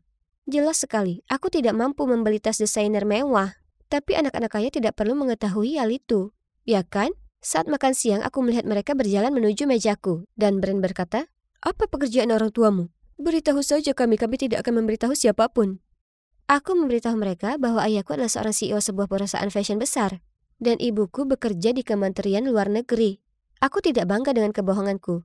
Tapi jika harus diperlakukan seperti cewek yang kulihat di hari pertamaku di sekolah ini, dan aku tidak menginginkan itu sama sekali. Mereka semua tampak kagum, dan Jasmine berkata, "Sekarang jadi masuk akal kenapa kamu sangat cantik dan pintar." Kemudian Brent melompat dan berkata, Tapi kenapa kamu menjadi anak penerima beasiswa? Aku hanya tersenyum dan diam. Aku tidak bisa memikirkan kebohongan yang baik dan tidak ingin melanjutkannya lebih jauh. Aku pikir mereka akan meninggalkanku sendirian setelah itu, tetapi mereka terus mendekatiku dan bahkan mulai memintaku untuk bergabung dengan mereka di meja anak-anak kaya mereka. Aku tidak bisa menolaknya, tapi saat mereka mengajakku jalan-jalan di akhir pekan, aku membuat alasan. Bukan karena aku tidak ingin bergabung, tapi karena tidak ada jalan lain. Aku tidak punya uang. Aku bahkan tidak berani bertanya kepada orang tuaku karena mereka bekerja keras untuk menabung biaya kuliahku. Aku sangat takut kebohonganku akan terbongkar. Jadi setiap kali aku menjadi model untuk hal-hal kelas atas, aku akan memposting foto ke Instaku. Suatu kali aku membagikan fotoku sedang memakai sepatu hak super mahal dan memberi judul, "Terima kasih ayah, aku menyayangimu." Kadang-kadang aku bahkan membawanya ke tingkat berikutnya dan mengedit foto perjalanan sehingga kelihatan seperti aku menghabiskan akhir pekan di Paris. Dan suatu kali aku bahkan melakukan Photoshop saat aku sedang mengendarai Lamborghini. Memang itu butuh usaha, tapi itu lebih baik daripada diejek karena miskin. Seperti yang terjadi padaku di sekolah terakhirku. Aku tak bisa mengulanginya lagi. Suatu kali aku memutuskan untuk pergi berbelanja dengan mereka. Dan sungguh gila melihat mereka membeli segala sesuatu yang terlihat tanpa memikirkannya. Aku bahkan tak bisa memimpikan kehidupan seperti itu.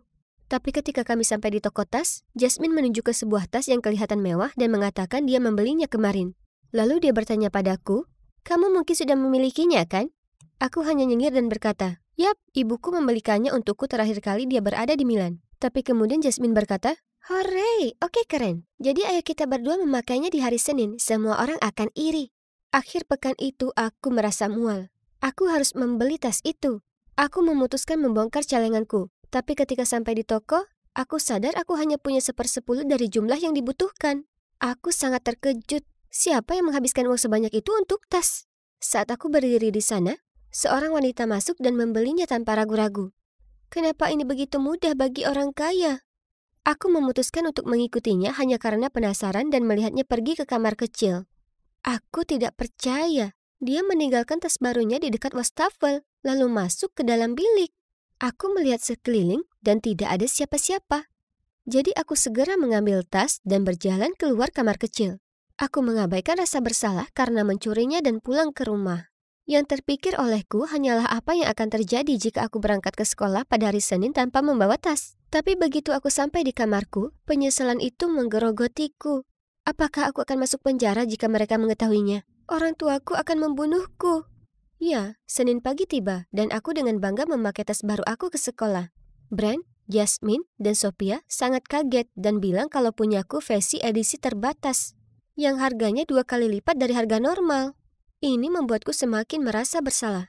Tapi dari penampilanku sepanjang hari, itu sepadan. Semua orang melihatku sebagai salah satu anak kaya sekarang. Sebentar lagi liburan musim panas. Dan Brand bilang dia punya rumah liburan di Hawaii dan menyarankan agar kami pergi bersama selama 1 minggu. Aku tidak akan mampu membayarnya, jadi aku berbohong dan mengatakan aku harus pergi ke Paris bersama ayahku untuk acara khusus. Tapi kemudian Jasmine bilang orang tuanya sedang pergi, jadi kami bisa mengadakan pesta di rumahnya akhir pekan itu. Dia menyarankan agar kami berdandan dan mengatakan dia tidak sabar untuk melihat pakaian yang aku pakai di luar sekolah. Oh, tidak. Aku takut akan hal ini. Brand bilang akan menjemputku di rumah dan mengantarku ke sana. Tapi aku malah menyuruhnya menemuiku di sekolah. Karena orang tuaku sangat galak. Ya ampun, semua kebohongan ini membuatku merasa lelah.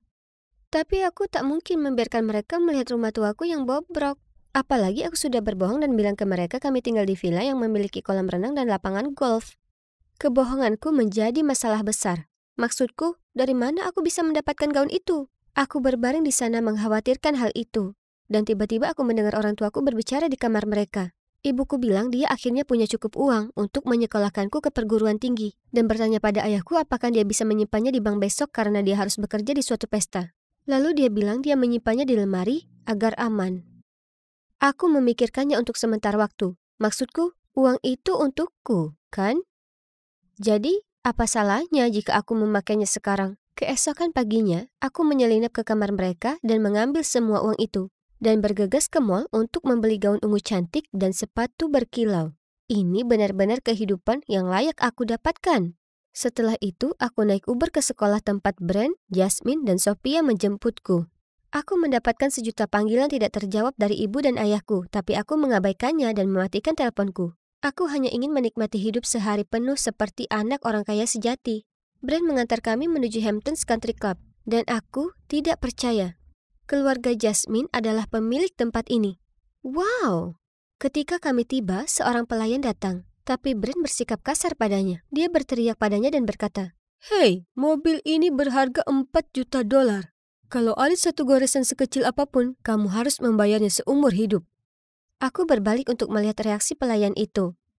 Lalu rahangku hampir menyentuh lantai. Itu ayahku. Dia melihatku dan tampak terkejut, tapi sebelum dia bisa mengatakan apapun, kami pergi. Kami nongkrong sebentar di country club. Lalu sore harinya kami berkendara ke rumah Jasmine.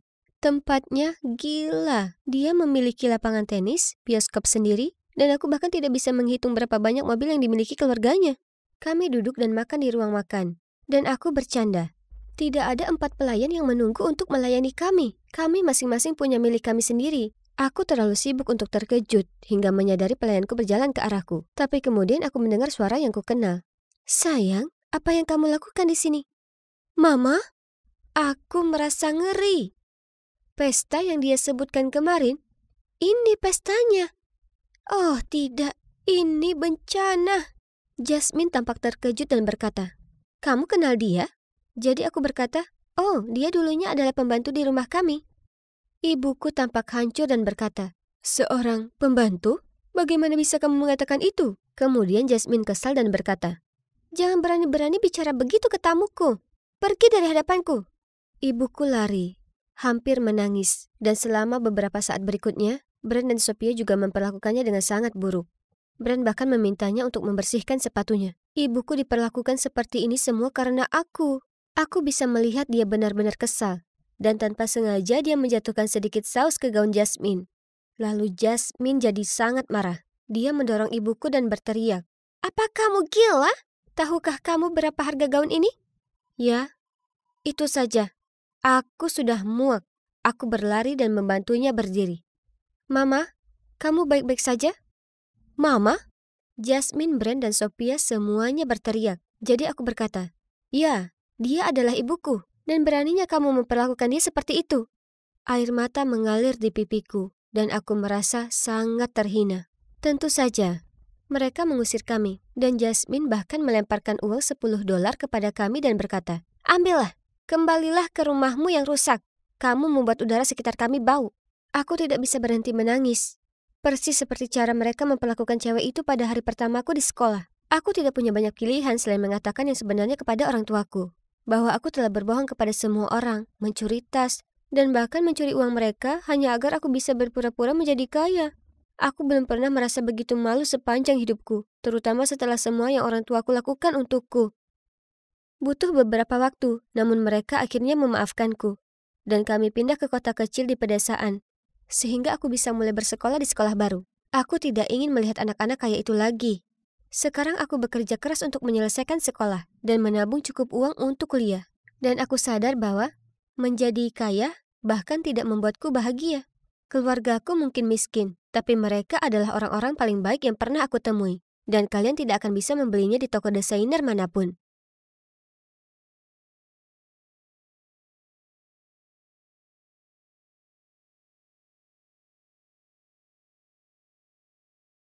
Aku bergoyang mengikuti musik dengan cewek paling seksi di sekolah dalam pelukanku. Segalanya sempurna. Ketika tiba-tiba, aku melihat bekas warna merah menyerbu ke arahku. Lalu hal berikutnya yang ku ketahui adalah wajahku ditampar.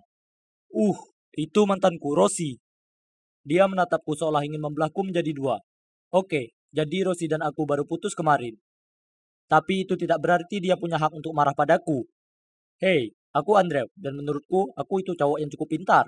Masalahnya adalah aku sangat menyukai cewek-cewek seksi. Aku cenderung dibutakan oleh kecantikan mereka. Akibatnya, aku tidak selalu membuat keputusan terbaik kalau ada mereka. Tapi aku tidak tahu drama apa yang akan membawaku ke kelemahanku terhadap seorang cewek cantik. Jadi semuanya dimulai saat pesta akhir semester kuliah. Aku dan teman-temanku sangat suka minuman beralkohol.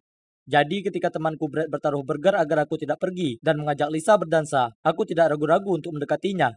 Astaga, dia sangat seksi dan jauh di luar levelku. Jadi kukira dia akan menyuruhku pergi.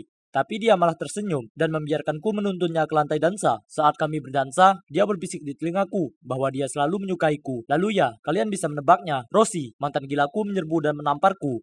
Aku bangun besok paginya dengan sakit kepala yang cenut-cenut. Teriakan apa yang datang dari luar jendelaku yang terbuka? Aku membungkus selimutku di sekelilingku dan berjalan ke sana untuk melihatnya. Hah? Lisa dan Rosie saling berteriak. Dia milikku, bukan milikmu. Menjauhlah. Dia menginginkanku, bukan kamu. Terima itu. Oh ya, mungkin kita harus bertanya pada Andrew siapa yang dia sukai. Apa gunanya? Kita berdua tahu dia akan memilihku. Aku terlalu pusing untuk melakukan hal ini. Jadi aku menutup jendela dan kembali tidur. Cewek-cewek ini, mereka tidak mau berhenti. Selama beberapa hari berikutnya, mereka membombardir dengan pesan-pesan dan menunggu di luar rumah. Oke, kebanyakan cowok memimpikan dua gadis seksi berebut mereka. Tapi percayalah, melihat mereka saling menyampak rambut, tidaklah sekeren kedengarannya.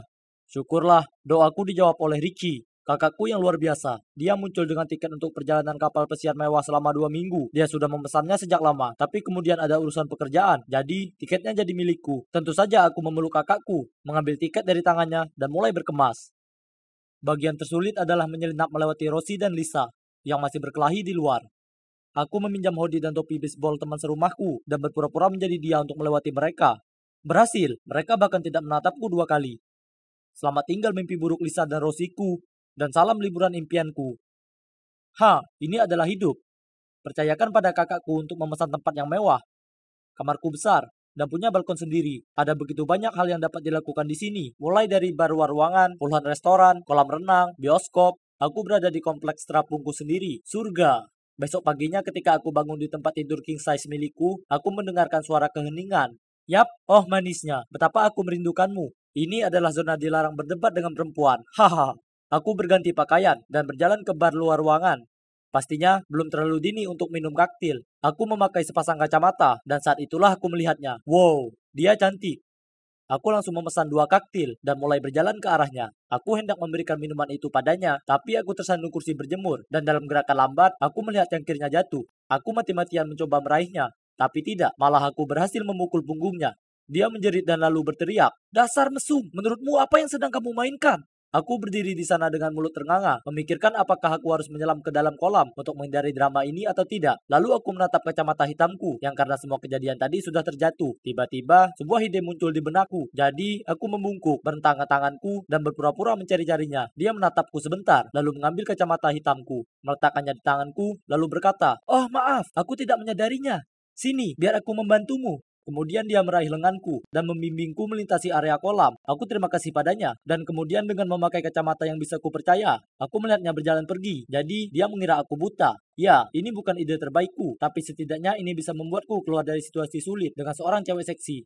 Malamnya, aku pergi ke restoran prasmanan untuk makan malam. Aku sedang menumpuk piringku ketika aku menabrak seseorang dan hampir menjatuhkan piringku. Cewek seksi itu lagi. Aku segera memakai kacamata, lalu dengan sengaja berbelok ke arah yang salah, dan dengan lantang berkata, "Oh, maaf." Dia meletakkan tangannya di bahuku, dan membimbingku sehingga aku menghadapnya, lalu berkata, "Ini aku, cewek dari kolam, dan tidak apa-apa, aku seharusnya mencari kemana tujuanku. Apakah kamu butuh bantuan?" Aku segera memotongnya. "Tidak, terima kasih, tidak apa-apa." Lalu aku mengangkat piringku ke hidungku, dan mengendusnya.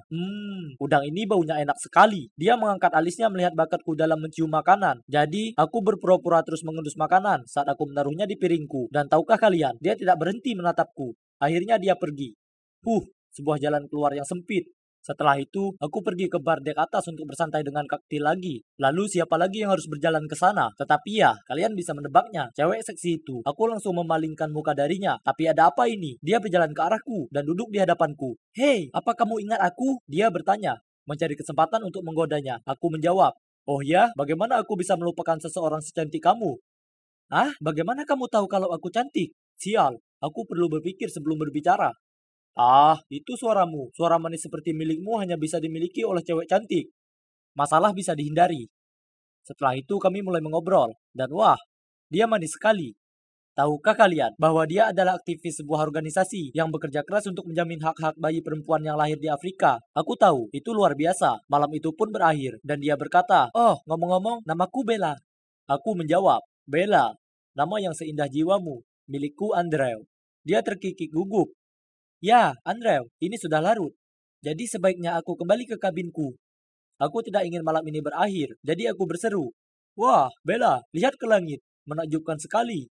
Dia melototiku, lalu menjawab, bagaimana kamu tahu itu? Ups, tentu saja aku ditakdirkan untuk menjadi buta. Aku bisa merasakannya dari angin sepoi-sepoi. Dia menatap aku dengan pandangan bertanya-tanya, lalu berkata, benar, selamat malam.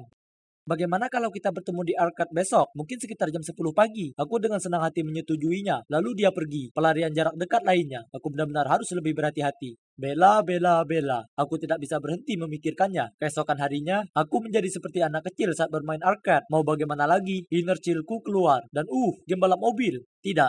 Aku berpura-pura buta. Jadi, aku dengan canggung berlama-lama di lobi menunggu Bella muncul.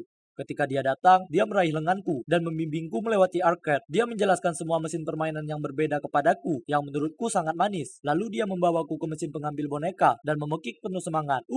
Aku suka ini waktu kecil. Tak lama kemudian, aku berusaha keras untuk memasukkan uangku, bersikeras bahwa aku akan membelikannya sebuah boneka. Tapi tunggu, aku ditakdirkan untuk menjadi buta. Jadi, aku menyentuh kontrolnya, lalu memejamkan mata. Tawanya menjelaskan semuanya. Kegagalan besar. Semuanya baik-baik saja, sampai Bella harus menggunakan kamar kecil dan memerintahkan untuk tetap diam dan menunggunya di dekat mesin permainan menembak yang kebetulan merupakan permainan arcade favoritku sepanjang masa. Aku langsung memainkannya, mengambil pistol dan menembakkan 5 kali yang berturut-turut. Lalu aku melompat-lompat dan berteriak ke udara. Aku berbalik dan melihat Bella mengerutkan kening ke arahku. Ya ampun, kena kau. Aku mencoba menjelaskan, tetapi dia hanya menggelengkan kepalanya dan berkata, bagaimana bisa? Kamu pengecut dan pembohong. Lalu dia lari. Aku merasa tidak enak. Aku mencoba mencarinya di kapal, tetapi aku tidak dapat menemukannya dimanapun. Merasa kecewa, aku memesan kaktil, lalu berjalan-jalan melintasi dek. Tiba-tiba, aku mendengar teriakan datang dari bawah. Hah? Apa itu tadi? Aku mengintip ke bawah dan melihat seorang cowok dan seorang cewek mencoba menyeret cewek mungil. Tunggu dulu, mereka tidak sendirian. Bella juga ada di sana. Dia mencoba menarik cewek kecil itu menjauh dari mereka. Tanpa berpikir panjang, aku menjatuhkan minumanku dan berlari ke arah mereka. Aku menyerbu ke arah cewek itu dan memukulnya begitu keras hingga dia hampir jatuh ke laut. Cowok itu mengulurkan tangan untuk menenangkannya, yang memberi Bella kesempatan untuk menggendong anak itu. Dia lalu meraih lenganku dan menarikku menjauh. Setelah itu, orang-orang jahat itu melompat ke rakit dan berlayar menjauh. Kami mengembalikan cewek itu ke orang tuanya. Ternyata Bella sedang dalam perjalanan ke kabinnya ketika dia melihat pasangan menangis karena mereka tidak dapat menemukan putri mereka. Jadi dia pergi mencarinya dan terlibat dalam penculikan tersebut. Setelah itu Bella memaafkanku. Ya, aku menyelamatkan hari itu dan semuanya. Dan kami menghabiskan sisa perjalanan bersama. Kemudian, pada hari terakhir kami, aku berlutut dan memintanya untuk menjadi pacarku. Dan dia berkata, ya, aku membawanya pulang ke rumah. Dan saat kami berjalan ke rumahku, Lisa dan Rosie berlari ke arahku dan mulai berdebat satu sama lain tentang siapa yang lebih aku sukai. Ya ampun, aku sudah melupakannya. Membaca situasinya, Bella menghampiri mereka. Syukurlah kalian ada di sini. Menurutku salah satu dari kalian adalah pacarnya kan? Terjadi kecelakaan dan Andrea buta sekarang. Dan dia sangat membutuhkan seseorang di sisinya setiap hari. Mendengar itu, aku langsung berkoordinasi dengannya dengan melambaikan tanganku dengan liar. Jadi pacarmu yang mana, Andrew? Lisa. Rosie dengan cepat menjawabnya. Tidak, dia milikmu sepenuhnya. Kami cuma jalan-jalan sekali saja. Hah, sungguh menyebalkan. Aku melihat mereka berlari. Lalu Bella dan aku tertawa terbahak-bahak. Setelah itu, aku mengulurkan tanganku padanya dan membiarkan dia membimbingku pulang. Berbohong padanya tentang kebutaan adalah hal yang tidak menyenangkan. Tetapi aku melakukannya sejak awal. Karena berada di dekat cewek-cewek cantik membuatku sangat gugup. Untung saja Bella memaafkanku. Karena menurutku, si bodoh ini mungkin telah menemukan cewek impiannya.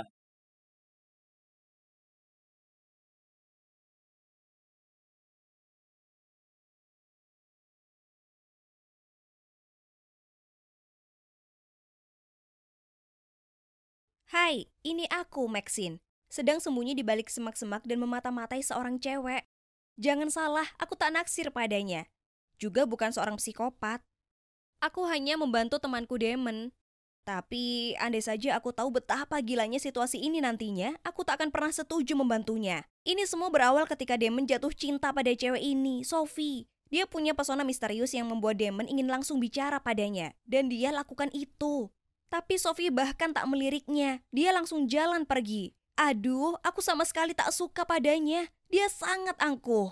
Tapi Damon tak menyerah begitu saja. Dia coba berbagai macam cara untuk dapatkan perhatiannya. Bahkan menunggu bus bersamanya padahal dia punya mobil. Tapi tak satu pun berhasil. Dan ini membuatnya putus asa.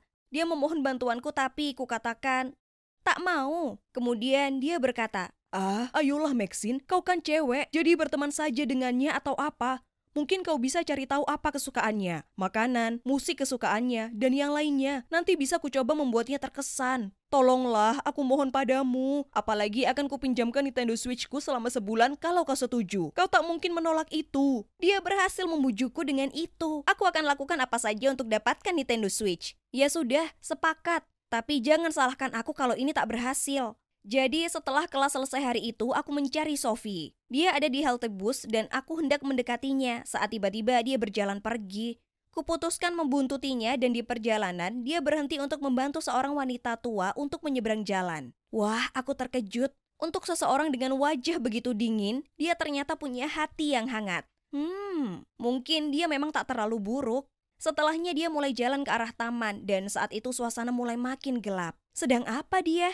Dia duduk di sebuah bangku taman pada bagian yang menyeramkan di taman itu. Seolah dia sedang duduk menunggu seseorang. Aku sembunyi di balik semak-semak, jadi dia tak akan melihatku. Tapi aku benar-benar sangat ketakutan. Tiba-tiba 2 orang pria muncul dan mulai bicara padanya. Tapi mereka kelihatannya tak suka dengan keberadaannya.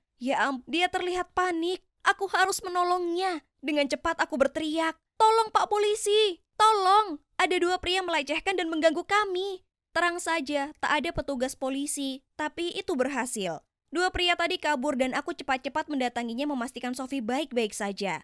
Dia terkejut melihatku, tapi kemudian dia memelukku dan berterima kasih sudah menolongnya. Seluruh badannya gemetaran, dia pasti sangat ketakutan. Aku jalan dengannya kembali ke asrama kami. Dia memberitahuku kalau dia suka datang ke taman di malam hari karena itu sangat menenangkan. Kukatakan padanya itu sudah jelas berbahaya dan mungkin sebaiknya dia tak kesana lagi sendirian. Kemudian kami bertukar nomor telepon dan setelahnya kami jadi cukup dekat sampai beberapa hari kemudian kukatakan padanya kalau Damon sangat naksir padanya dan menanyakan apa mungkin dia mau kencan dengannya. Tapi dia hanya menggelengkan kepalanya dan mengatakan dia belum siap. Matanya tampak sedih, jadi aku tak memaksanya lebih lanjut.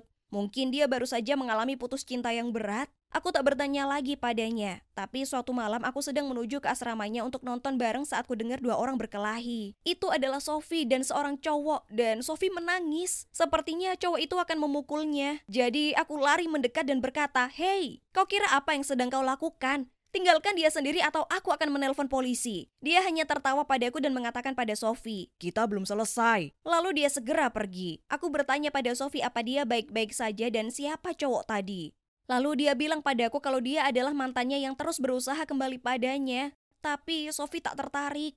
Saat memberitahuku, dia mulai menangis dan berkata, "Karena dia, aku jadi sangat takut dan gelisah. Aku bahkan terlalu takut untuk tidur di malam hari." Aku merasa sangat kasihan padanya dan kukatakan padanya aku ada di sini untuknya dan bahwa dia bisa menelponku kapanpun. Nah, mungkin aku tak seharusnya mengatakan itu karena itu persis apa yang mulai dia lakukan. Setiap malam dia menelponku dan kami akhirnya ngobrol sampai jam 3 pagi. Aku sangat kelelahan, tapi aku ingin membantunya. Dia sepertinya sangat cemas sepanjang waktu. Damon tahu kami sering ngobrol, tapi dia sudah berhenti menanyakan tentang Sophie. Kelihatannya dia sudah mulai kehilangan minat dan lebih khawatir soal aku yang kelihatan seperti zombie dari film The Walking Dead. "Kau benar-benar butuh tidur, Maxine." "Biarkan saja Sophie, dia jelas bermasalah. Mungkin lebih baik tidak terlalu terlibat. Lebih mudah dikatakan daripada dijalani."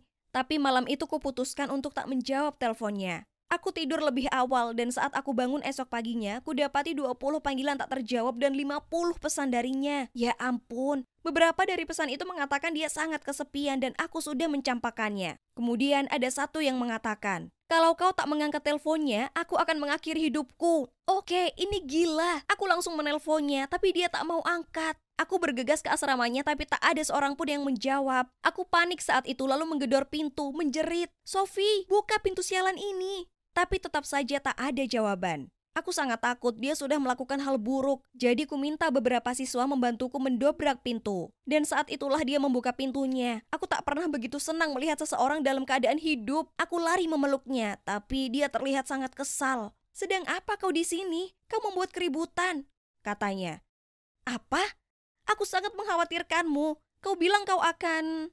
Tapi dia menyelaku dan berkata, "Kau perlu istirahat tidur, Maxine. Sepertinya kau gila." Aku tak percaya ini. Setelah semua panggilan telepon dan pesan-pesan itu, dia yang gila, bukan aku. Aku enggan membentaknya balik. Jadi aku hanya meninggalkannya. Aku butuh sendiri. Dia berusaha meminta maaf padaku beberapa hari berikutnya. Tapi aku tak ingin lagi berada di dekatnya. Dia bahkan mengirim pesan mengatakan kalau aku tak mau jadi temannya lagi, maka hidup sudah tak berharga lagi untuk dijalani. Aku sangat lelah dengan berbagai ancamannya. Jadi ku acuhkan saja. Lalu kemudian semuanya makin memburuk. Beberapa hari berikutnya, aku dan Damon belajar bersama saat Sophie menelponku dan mengatakan dia ada di rumah sakit. Dia memberitahuku dia mengidap tumor otak dan mereka sudah melakukan biopsi untuk memeriksa apakah itu ganas atau jinak. Aku tak percaya ini. Dia bertanya padaku apa aku bisa menjemputnya, dan ku katakan tentu saja, ini sangat menakutkan. Ku ceritakan pada Damon dan dia hanya berkata, "Kurasa dia mengarangnya, Maxine. Bagaimana mungkin dia tiba-tiba mengidap tumor? Kalian baru saja bertengkar dan tiba-tiba dia di rumah sakit. Ayolah, coba pikirkan itu." Aku terkejut. Damon, bisa-bisanya kau ini. Kau menyebalkan sekali. Kemudian aku lekas pergi dan tiba di rumah sakit mendapati Sophie duduk di luar mengenakan topi medis. Dia bilang rambutnya sudah dicukur untuk biopsi. Lalu aku minta untuk melihat bekas lukanya. Tapi dia tak mau tunjukkan padaku. Dia bilang dia akan pusing kalau melepaskannya. Aku hanya lega dia sudah baik-baik saja dan mengantarnya pulang. Kami berbaikan dan kuputuskan untuk merawatnya hari itu. Dia terlihat sangat lemah dan aku tak sanggup melihatnya menderita. Ku telepon Damon untuk memberitahu kalau dia berhutang padaku permohonan maaf dan memberitahunya soal Sophie dan dia hanya bilang, "Oh, wow, baik, maaf ya. Kalau begitu kuharap dia baik-baik saja." Tapi kemudian beberapa hari berikutnya, Damon menelponku dan berkata, "Dengar Maxine, Sophie itu penipu. Dia tak lakukan biopsi. Aku bertabrakan dengannya tadi, lalu topinya terjatuh dan kepalanya penuh rambut. Tak mungkin rambut itu tumbuh kembali secepat itu. Kenapa dia berbohong padaku? Aku tak mengerti. Aku perlu tahu kebenarannya, jadi setelah kelas aku pergi ke asramanya. Dia langsung membuka pintu dan tentu saja semua rambutnya utuh. Dia mungkin tahu Damon sudah memberitahuku, jadi dia tak perlu repot-repot meneruskan kebohongan itu. Ini membuatku murka. Langsung saja aku mulai memakinya. "Jujur saja, Sophie, apa yang salah denganmu? Kenapa kau berpura-pura sakit seperti itu? Sesama teman tak melakukan itu." Sophie meraih tanganku dan berkata, "Maxine, aku minta maaf. Aku sangat putus asa. Kulakukan itu karena aku sangat merindukanmu dan ingin kau memperdulikan aku lagi. Aku bertindak terlalu jauh. Tolong maafkan aku." "Apa kau gila?" teriakku. "Aku sangat mencemaskanmu. Apa kau yakin tak ada yang salah denganmu?" Sophie mulai menyeringai dengan cara yang aneh dan berkata, "Satu-satunya kekeliruanku adalah aku jatuh cinta padamu, Maxine." Dia tak mau melepaskan tanganku dan aku hanya menatapnya keheranan. Apa katamu?" "Kau dengar aku. Aku mencintaimu." Kemudian dia mulai tertawa seperti maniak dan berkata, "Aku sudah mencintaimu sejak hari pertama kita bertemu. Aku tahu kau membuntutiku, jadi aku pura-pura berada dalam bahaya supaya kau datang dan menyelamatkanku. Bahkan mantan pacarku itu palsu. Dia hanya salah satu temanku yang berpura-pura. Apa kau tak bisa lihat? Aku bersedia lakukan apa saja untuk mendapatkan perhatianmu. Jika itu bukan cinta, apalagi? Ini tak mungkin terjadi." Aku berusaha tetap tenang sebisa mungkin dan mengatakan, "Dengar Sophie, aku tersanjung. Sungguh aku merasa begitu. Tapi aku ini normal. Aku hanya menganggapmu sebatas teman saja, oke?" Tapi Sophie tak mau menyerah. Dia mencengkram tanganku lagi dan berkata, "Bagaimana kau bisa tahu itu? Kau bahkan belum berusaha mencintaiku. Beri saja aku satu kesempatan dan akan kutunjukkan padamu bagaimana cinta sejati itu sebenarnya." Aku berusaha melepaskan tangannya, tapi itu mustahil. Sophie mulai menggenggam tanganku makin erat sampai rasanya mulai sakit. Dia memandang mataku dan ya Tuhan, rasanya aku tak mengenalnya lagi. Dia terlihat seperti orang gila, seperti psikopat. Kemudian dia mulai bicara dengan nada yang sangat menyeramkan. "Kau tak bisa lari dariku. Kau milikku sekarang." Aku sangat ketakutan. Aku harus pergi dari sana. Jadi kudorong dia dengan sangat keras sampai dia terjatuh ke lantai, lalu aku lari seperti wanita gila keluar dari sana sampai akhirnya kembali ke asramaku. Kemudian ku telepon polisi, tapi pada saat mereka sampai di asramanya, dia sudah tak ada. Ku ceritakan pada mereka apa yang terjadi dan menunjukkan mereka fotonya. Dan kalian tak akan percaya. Rupanya aku bukan satu-satunya gadis yang jadi korban Sophie. Ada gadis lain juga. Setelah malam itu, aku sangat ketakutan. Kemanapun aku pergi, aku merasa seseorang sedang mengawasiku. Kemudian suatu malam setelah shift kerjaku selesai, aku jalan melewati taman untuk kembali ke asramaku saat ku dengar seseorang di depan. Aku langsung tahu kalau itu adalah Sophie, tapi dia tak sendiri. Dia bersama beberapa pria. Mereka melihatku dan mulai menuju ke arahku. Tapi aku berlari secepat mungkin dan untungnya polisi berada tepat di luar taman dan pergi menangkap mereka. Kedengarannya seperti sebuah kebetulan, bukan? Nah, sebenarnya tidak. Sophie bukan satu-satunya yang bisa membodohi orang. Aku tahu Sophie membuntutiku, jadi aku ceritakan pada polisi dan bersama kami menyusun rencana ini untuk menangkapnya. Dan voila, itu berhasil. Sophie, jika kamu menonton ini, kuharap yang terbaik untukmu. Tapi mari kita tidak usah bertemu lagi. Sudah cukup menguntit seumur hidup. Hari ini tanggal 31 Maret, hari yang normal, ya kan? Ya, memang. Tapi tidak untuk besok. Tidak. Karena besok hari April Mop. Orang jahil sepertiku menunggu sepanjang tahun untuk hari di mana aku bisa mengerjai orang-orang tanpa membuat mereka kesal padaku. Aku sudah merencanakan trikku selama berbulan-bulan. Dan ya ampun, ini akan seru sekali. Aku menoleh ke sahabatku Ayah dan dengan senyum licik kukatakan, kau tunggu saja sampai besok. Ide kejahilanku akan melegenda. Kukira Ayah ingin tahu lebih jauh, tetapi ternyata tidak. Dia hanya meniup poni di wajahnya lalu menghela napas. Fleur, kenapa kau tak lewatkan saja tahun ini? Lihat kenyataan, tak ada seorang pun yang menganggap kejahilanmu lucu. Cuma bikin tak nyaman dan mengganggu. Apa? Tidak, itu tidak benar. Orang-orang suka sekali leluconku. Aku melanjutkan. Kau ingat lelucon pensilmu ke Luna tahun lalu? Aku mengangguk dan mendengus. Bagaimana mungkin aku lupa lelucon itu? Itu sangat lucu. Kubelah pensil Luna menjadi 2. Mengisi pegangan pensilnya dengan tinta, lalu menempelkannya lagi seperti baru. Dan voila! Ledakan tinta saat tes berlangsung yang kalau tidak pasti membosankan. Luna menangis terus karena dia gagal pada tes biologinya dan dia harus mengulangnya. Aku mengangkat bahu. Memang secara teknis itu benar, tapi tetap saja lucu. Dan pada waktu kau menukar musik pengiring tim pemandu sorak dengan heavy metal, lalu membuat mereka tampak bodoh pada pertandingan basket, dia merengut padaku.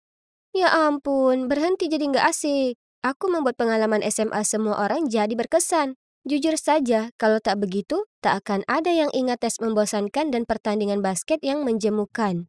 Aku terlalu sibuk bicara, sampai tak menyadari ada bola melesat ke udara hingga menghantam tepat ke kepalaku. Aduh, dunia jadi gelap dan aku pingsan. Kubuka mataku melihat Ayah dan beberapa anak melongo melihatku. Kemudian guruku bergegas datang dan membubarkan mereka. Fleur, apa kau tak apa? Beliau dan Ayah membantuku duduk tegak. Lalu sembari mengusap kepalaku, aku menjawab. Ya, aku baik-baik saja, tapi aku merasa agak pusing. Guruku menganggap lebih baik aku pulang lebih awal. Jadi beliau menyuruh Ayah mengantarku kembali pulang. Aku sangat lelah, tapi tidur saat ada kemungkinan aku mengalami gegar otak adalah ide buruk. Jadi aku bersantai dan menonton film di kamarku sampai ibu pulang kerja. Oke, jadi kepalaku sakit dan ruangan rasanya masih berputar. Tapi tak mungkin aku biarkan insiden kecil ini mengacaukan hari besarku. Aku punya rencana untuk dijalankan, jadi ku ambil buku catatanku dan mengecek semua ide jahilku dan daftar pelengkapan. Keesokan harinya, aku bangun pagi-pagi sekali dan hore, pusingku sudah berhenti. Wah, hari ini saatnya. Mari kita mulai mengerjai. Ku minta Ayah menemuiku lebih awal supaya aku punya waktu menyiapkan leluconku. Tapi yang membuatku kesal, dia muncul di waktu seperti biasa. Aku segera mendatanginya dan menepuk jam tanganku. Kau kira jam berapa sekarang? Sekarang aku akan ketinggalan jadwal. Dia memberiku pandangan bingung. Untuk apa? Ini bukan 1 April lagi. Hari ini tanggal 2. Kau kemarin tak masuk karena benturan di kepalamu, ingat? Apa? Kau bicara apa? Lihat, ini tertulis hari ini 1 April. Aku melambaikan ponselku di depan wajahnya. Kalau begitu kalendermu salah. Coba periksa kalendermu. Sekarang, ayo berangkat. Dia berjalan pergi. Tak mungkin. Jangan kau kira bisa membodohiku. Aku mengatakannya sambil berusaha mengejarnya. Segera setelah sampai sekolah, aku bergabung dengan teman-temanku di kantin untuk sarapan. Lalu Kelly menatapku dan berkata, "Bagaimana kepalamu?" Kukatakan kepalaku baik-baik saja dan memberikannya Oreo. Kalian tahu tidak? Dia memakannya tanpa ragu. Tapi setelah 1 gigitan, dia muntahkan itu ke tangannya. Ew, apa itu? Yak. Aku menertawakannya dan berkata, "Haha, itu sandwich pasta gigi diapit biskuit Oreo." Oke, aku minta maaf. Minum ini. Kemudian aku memberikan padanya sebotol cola. Dia menenggak seteguk penuh, kemudian segera memuntahkannya. Hei, ini sangat menjijikkan. Kemudian dia lari ke kamar mandi untuk membersihkan mulutnya. Ya, kutuang kecap ke dalam botol itu. Aku mengikutinya ke kamar mandi untuk memeriksanya dan mendapatinya membilas mulutnya di bawah keran. Saat dia selesai, dia merenggut padaku dan berkata, Fleur, ini tidak lucu. Kukira kau hanya lakukan lelucon bodoh ini pada 1 April. Sekarang, aku harus tahan dengan napas bau kecap sepanjang hari. Aku memutar mataku lalu menyeringai. Ya, betul kan hari ini tanggal 1 April? Bukan. Apa yang salah denganmu? Ini tanggal 2. Lalu dia segera pergi. Tunggu. Apa? Apa maksudnya sekarang tanggal 2? Tak mungkin. Bagaimanapun, mengingat aku sudah terlanjur di sini, kuputuskan sekalian saja melakukan leluconku yang lain. Ku keluarkan toples Nutellaku dan menuju salah satu bilik. Dan menunggu sampai cewek lain masuk ke pintu sebelah. Aku bertanya padanya, Hei, permisi kawan. Apa kau ada tisu toilet di sana? Dia bersikap baik dan menjawab, Tentu. Kemudian dia memberikannya padaku. Dengan cepat ku oleskan Nutella ke tanganku dan mengusapkannya ke tangannya juga. Waduh. Ya ampun, dia menjerit sangat keras dan aku tak bisa menahan tertawa. Ih, apa-apaan ini? Jijik sekali, dasar kau aneh. Kemudian dia berlari keluar untuk membasuh tangannya. Aku melangkah keluar. Tenang sis, itu cuma lelucon Aprilmu, cuma Nutella. Tapi dia balik mencibir. Kau gila, dan sekarang sudah tanggal 2. Ya ampun, kau ini kenapa? Kemudian dia pergi. Oke. Jadi ini aneh. Kenapa semua orang bertingkah seolah hari ini tanggal 2 April? Di perjalanan menuju kelas, aku mengecek kembali ponselku. Ya, tertulis tanggal 1 April. Oke, aku paham. Ini adalah upaya bodoh semua orang untuk membodohiku.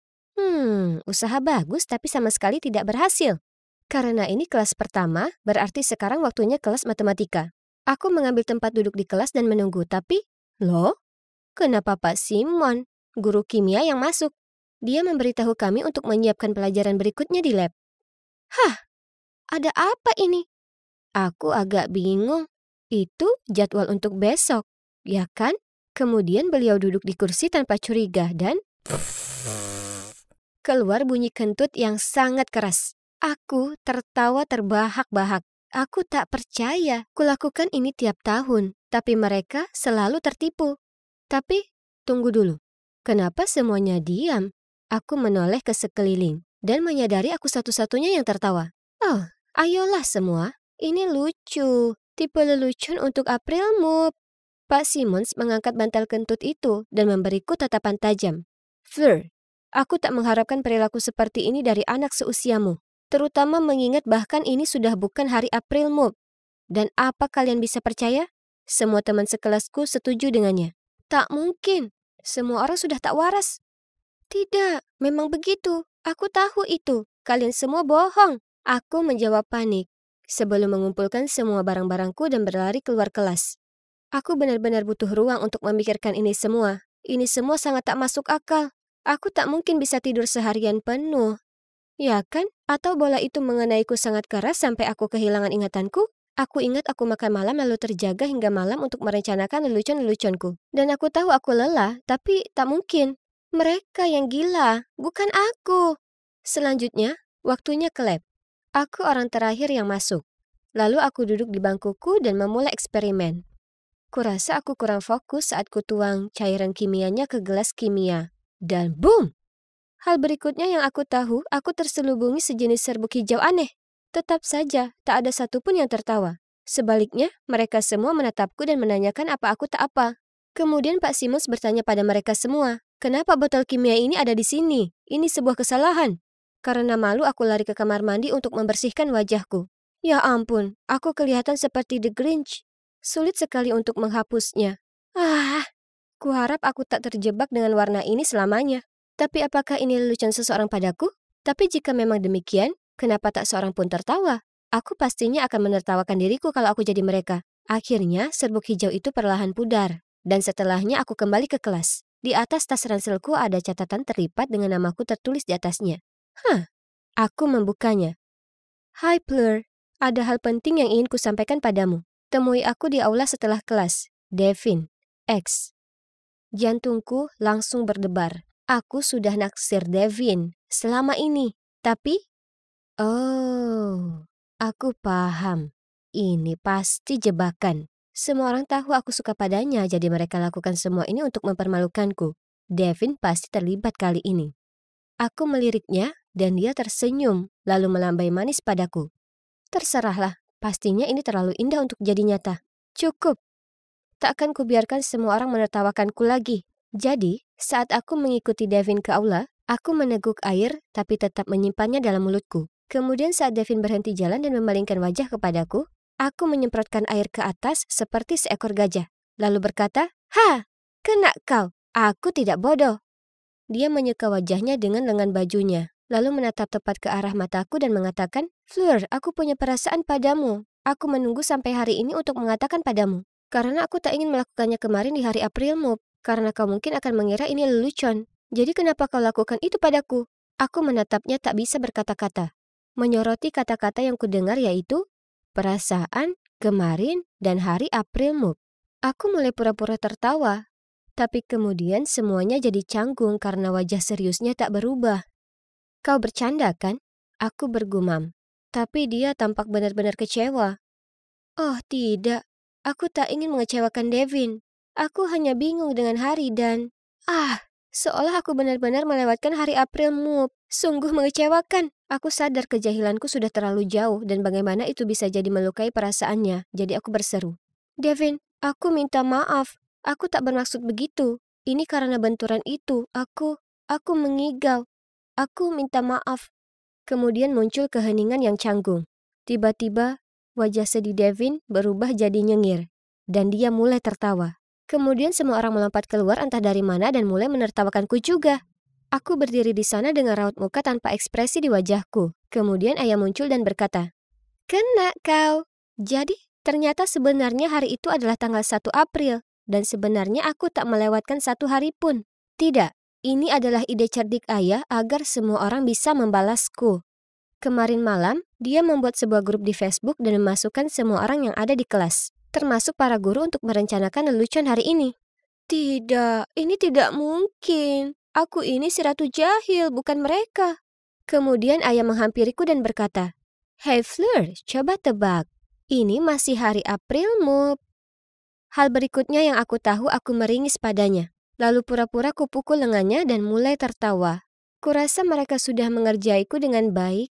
Setelahnya, aku tak lanjutkan leluconku lagi. Aku sudah senang bisa beristirahat dengan tenang sepanjang hari. Kemudian, saat aku berjalan pulang, Devin menyusulku dan berkata, "Fleur, aku minta maaf.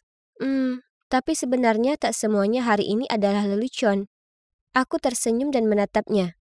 "Oh ya? Jadi, apa yang bukan lelucon?" Tapi dia hanya langsung memerah seperti tomat lalu bergegas pergi. Aku berdiri di sana tersipu saat melihatnya terburu pergi.